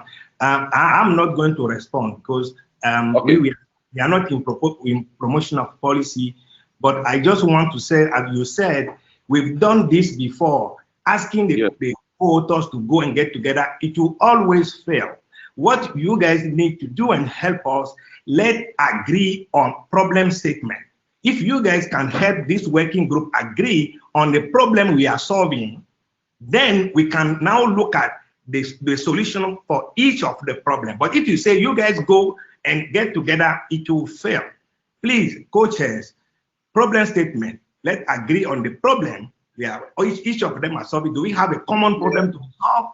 Then, and we agree, then we look at the solution each of these groups are proposing. Please, don't let us go. No, we need you to lead on the issue, on the problems. Thank you. Thank you, Alain. And before I allow the other speakers, I want to mention that I think we have already guided you. We already guided you by the table that we prepared that shows the similarities and the competing proposals. The reason I'm saying that is that what we listed in that table are not all the sections of the PDP. There are some that are not contentious in any way. There are some where we don't have any proposals for review. The ones we've listed in those tables are the only sections that the 4 proposals seek to review. So in my opinion, and I'll also give Darwin a chance, that table should inform you on the areas should help you craft a problem statement. I don't think you want the problem statement to come from the co-chairs. I think we have already put together the views of the 4 different authors of the 4 proposals. And I think that in essence should define what the common problem statement should be. So I think to bring problem statement, if you do so, I will object. I said the co-chair should lead this working group to agree on the problems. This is what I said. Okay, all right. So we'll have Sylvain and Kodzo, then MM.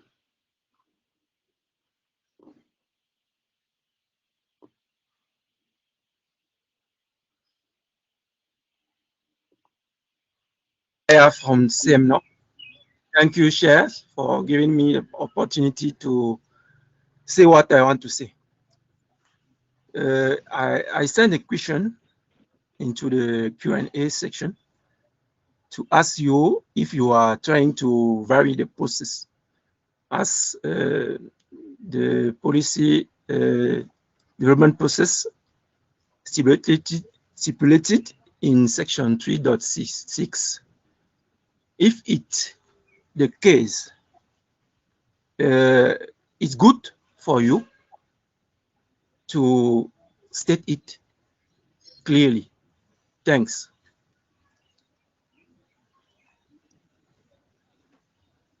Thank you, Sylvain.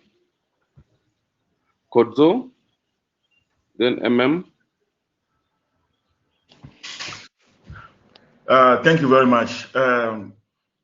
No, the issue of this proposal is working in LACNIC, so it should work here. I don't think that's the way we should go. We are not addressing the issue of universalities of policies. What we are addressing is issues with our community. So it should be based on problems. When we don't have problems, no need to have policies. So what Alain is saying, that you should lead to agree on the problem, is something fundamental you, co-chair, should consider. Thank you. Thank you. So we have MM now.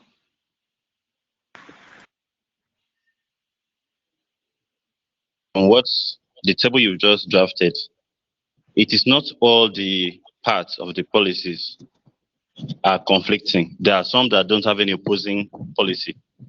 So I think a neutral person collating the 4 proposals and trying to harmonize it such that it picks out exactly the parts that are conflicting, such that it can now generate a universal or a comprehensive proposal, such that the community can now be able to say, okay, for this particular problem, these are the 3 proposals, these are the 3 options or solutions for it, and now decide on which one would go better. Because if you ask all the 4 authors to meet and draft out, it's just like asking some authors to drop their own solution and go with the other ones, which is not very possible. It will not yield any possible effects. And secondly, I want to agree to what Jody said. The proposals should it should be segmented into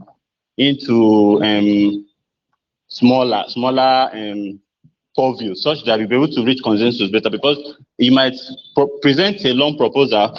Maybe the first part is interesting. The second part, it's something I want to kick against. The third part is something that I want to support. So in that kind of case, it's not possible to reach a consensus. So that's my take. Thank you very much. I think we can take that as the last comment.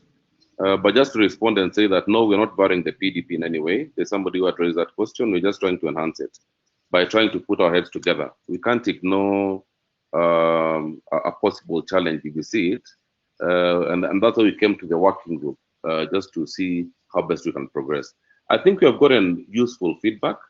I doubt we will make that decision today on the way forward, but we will convene as co-chairs and see the best way of progressing this matter, and we will convene back at the RPD and see how best to progress it.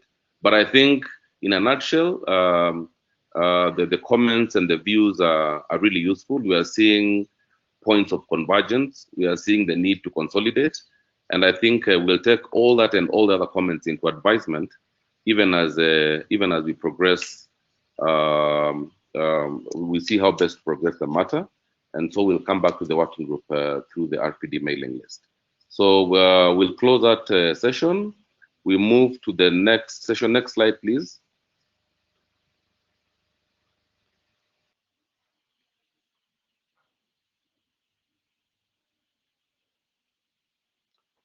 It doesn't show, but I know the next slide is on the it's on the open mic, and here we are opening up the mic and the Q&A chat feature to all the participants to give any comments, views, concerns regarding the PDP and the current public policy meeting. So the floor is open.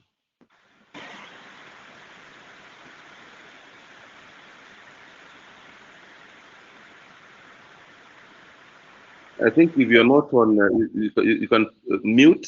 If you're not speaking, you can mute so that we limit the interference, please.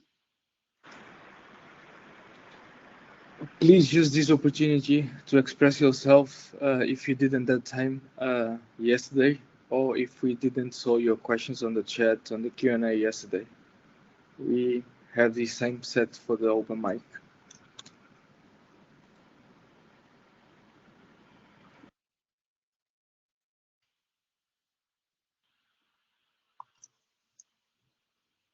Any comments, any views? It seems, yeah, I can see there is Alain. We have 14 minutes, so we'll give the mic to Alain. Alain, go ahead, please. This is Alain Ayina again, and so yes, I'd like to thank you guys for managing the sections. But there are still room for improvement, and I hope as we go, we will see more changes in the process. And if we were to go for online meeting, I think we need to see the format, because we don't, like we said, we should look at the format, because we don't have enough time. And if we present and we can't have conversations, I know we have time limit. So how do we manage the time we have? We need to think about it, because on these virtuals give less time, less opportunity to interact than the face-to-face. We need to do that. And also, I also like to say that as you guys started, we need to do more. Then at some point, we should disconnect the authors from the proposal. That's why at some point we put up a policy proposal to amend the PDP. And one of the things we proposed was that there is no more authors of a policy. We call them an instigator. Okay, so when you propose something, it's no longer your property. Okay, then the working group should take it, co-chair lead, and then the community have a discussion to avoid authors trying to market and trying to advocate, and it goes personal. It goes personal. So please, I will ask you to do more in this sense. Let's take the lead, post the issues we discuss. Okay, then the authors can also contribute, but it should not be the authors against the community. Thank you. Thank you very much, Alain, for that very useful feedback. Yeah, I think one of the challenges is just striking a balance between the number of proposals that we have and also the time that is limited. But I think one of the key issues is to see how to create more time for discussion of draft policy proposals. Again, we also need to take up what you're suggesting, that the proposals are for the community. They are not for individuals. So we need to remove that aspect of personalization. I think that's really useful feedback. Thank you. So we'll have a Mark Elkins. Mark. Thank you very, very much for the sessions that you've been doing for us, by the way.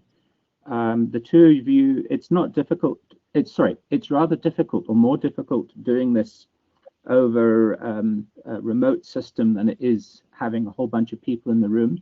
but can I please commend that the two of you have done amazing jobs. Thank you very much. Thank you very much, Mark. Thank you very much for the feedback and the compliments. We really appreciate it.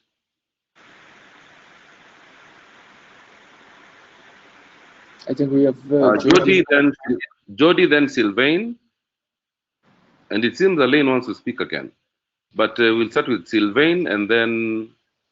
No, we start with Jody. I guess. Okay. Yeah, I just want to mention something. I basically agree with what has been said before, and I always put the example that when we contribute to IETF, even if we consider ourselves authors, we are not working for us. We are working for the community.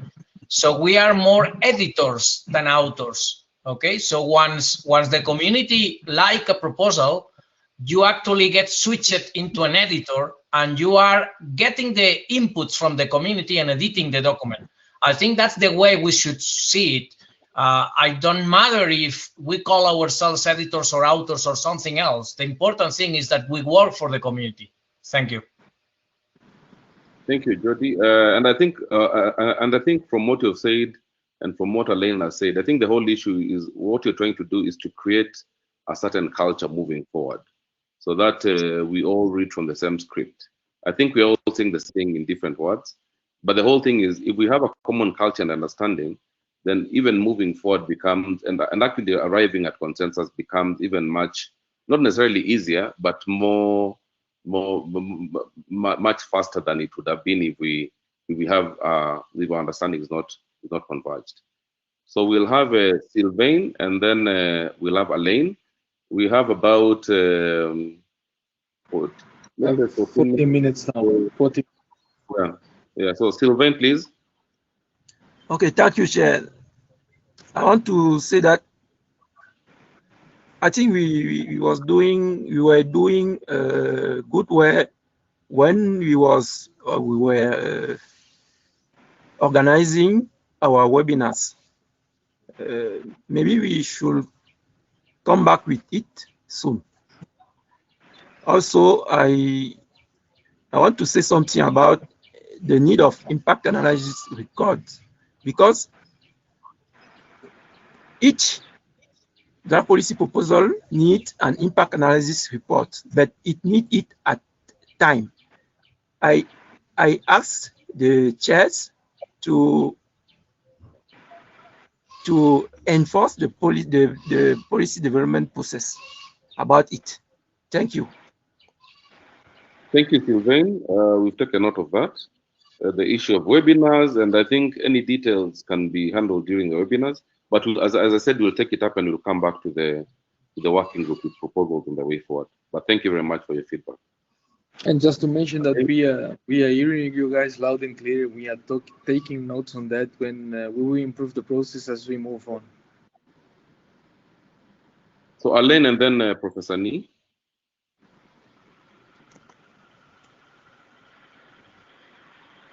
Thank you for allowing me again. I think we do have time. Two things on the staff analysis. I just put in the chat room that the current PDP section 3.4.1 said that the co-chair may request staff analysis. So this is how it is. So that means if there is a policy proposal, okay, being submitted for discussions, the co-chair will decide if we need it or not. So it has been designed so that sometimes we do not need necessarily to have a staff analysis. For example, if I do editorial changes to a policy proposal, do we wait for a staff analysis again? That is why the power has been given to the co-chairs to decide. And this can be also discussed at the working group to say, do we need it or not? So let not mandatory think all the time. Okay, that is number one. Number two is I want to remind us that we had a working group backing the policy development process.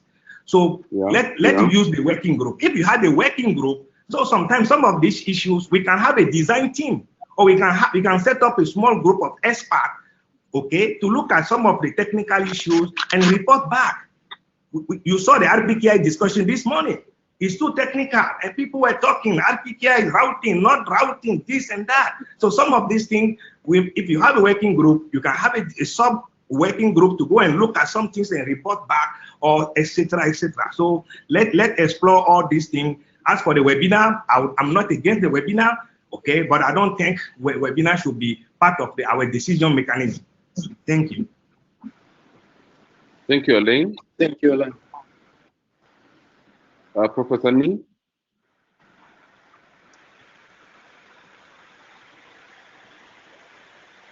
I think we're doing good. You guys are doing good. At least you are trying to follow some good approaches, and I trust that you will listen to the caution that are coming from the community as well. But so far, the fact that you are trying to deal with issues, okay, for me, it's a very, very good thing to see, because that's the only way you can determine what is getting close or not. I thought I might make a comment on, policy draft maturity process. I listened to some of the discussions at the PPM, which I thought were not ready to have come to PPM. So it's another example of why some of us feel that we need to take a good look at the PDP process itself, because there should be a way by which we agree on the problem. There should be a way by which we accept to work on the problem. There should be a way to say this one maybe later, but it's not in scope now or something, because otherwise you can be flooded just before PPM with all kinds of proposals, and I'm not sure that's not necessarily what we want. On things like webinars, sure, you can use any of the tools that we have. But remember something, everything you do, you must really bring the discussion back to the mailing list. So if you think you can just go and discuss it somewhere in my academy and then you've sorted it out, it's not true. You're going to have to bring the summary of what you discussed to those of us who were not able to attend your webinar in order for us to participate. Meaning, bear in mind that the community, you have to be very careful with this so that everybody has a chance to have an input. As for the impact analysis, I think I've said the most I can, and I think we shouldn't make anything mandatory on this organization. It's not a good thing to do. I mean, you should have to have confidence that the organization is the one actually that is building the PDP app. It's the organization that is supporting us.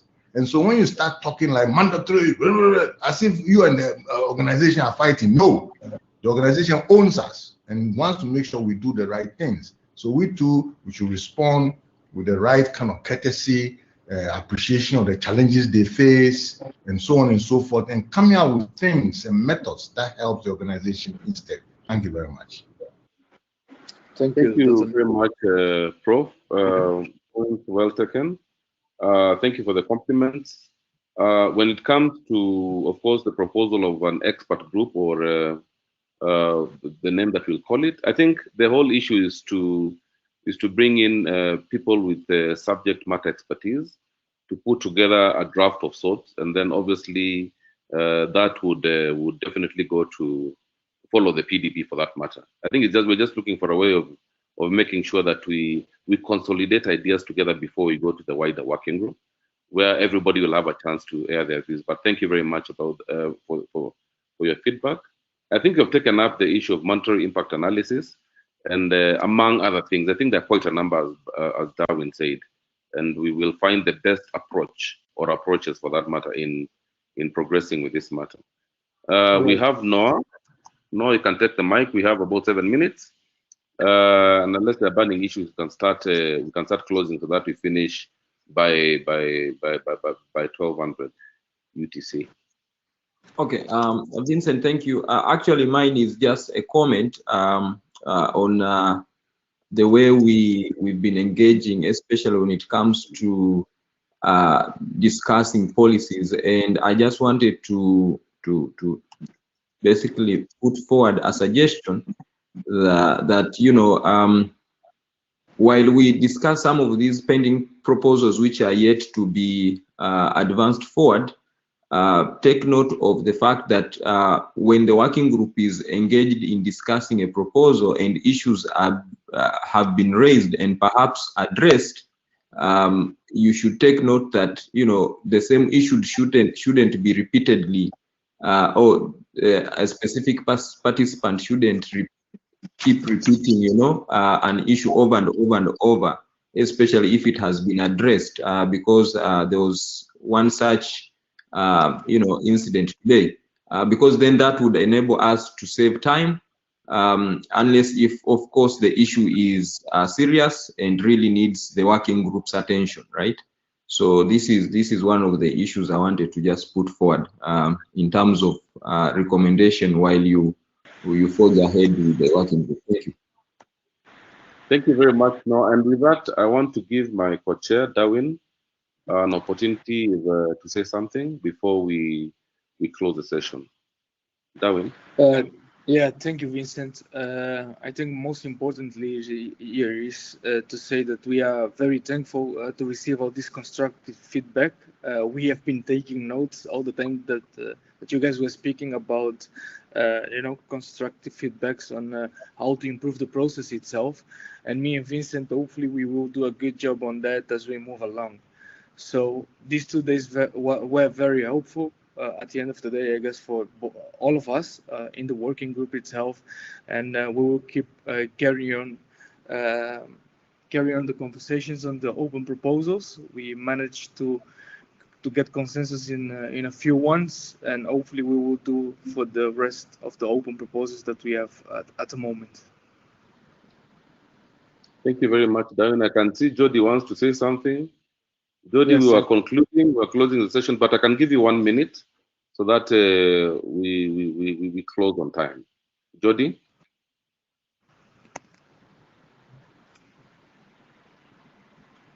Jody? Just one question. I am not sure if you are following the chat panel and if the chat panel can be recorded somehow, because I saw, especially in the last 30 minutes, I saw a lot of useful comments from many people that I think should somehow be read by the chairs, and I am not sure. Of course, you have the time to read them. I think it's very important to have a copy of that. Thank you. Very good, Jordi. As a matter of fact, I was making some screenshots on that, but let us ask the staff whether this can be captured. I'm not quite sure if we can do that on the platform. Maybe the staff can confirm. That would be ideal, because I am not really convinced that it can be recorded. Madhvi, yes, someone confirm. Somebody from the secretariat, can you have a response on whether that can be captured?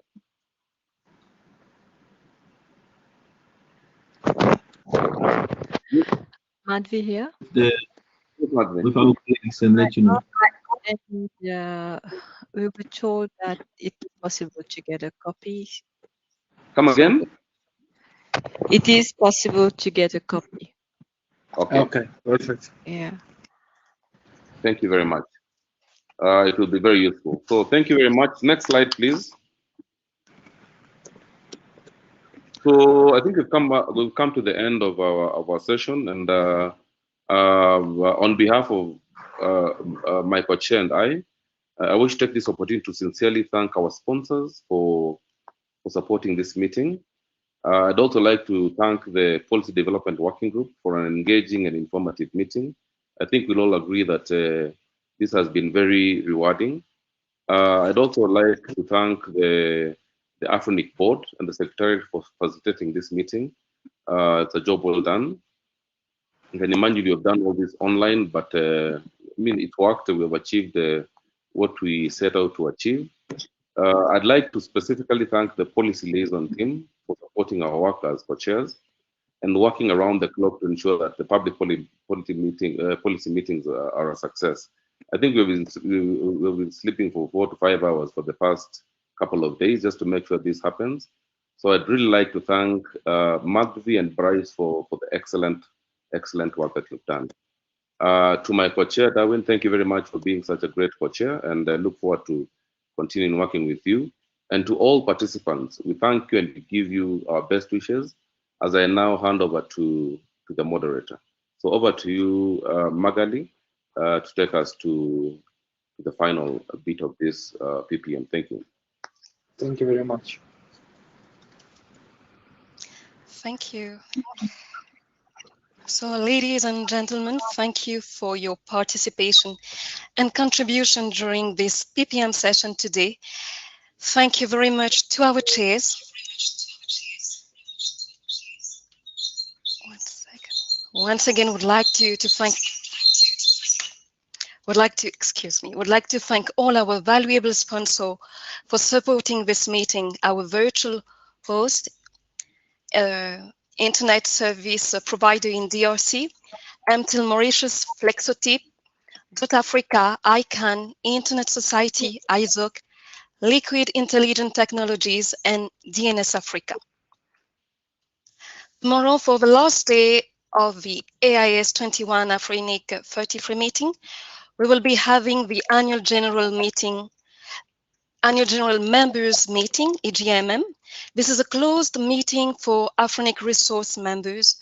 A different token will be used for this session. This token has been sent to all resource member inboxes. The open mic session with the registered resources member will start at 9 UTC. Our non-members can watch this session live on YouTube channel. Thank you for joining us today and see you tomorrow at your own convenience. Please feel free to leave the room. Thank you to all of you.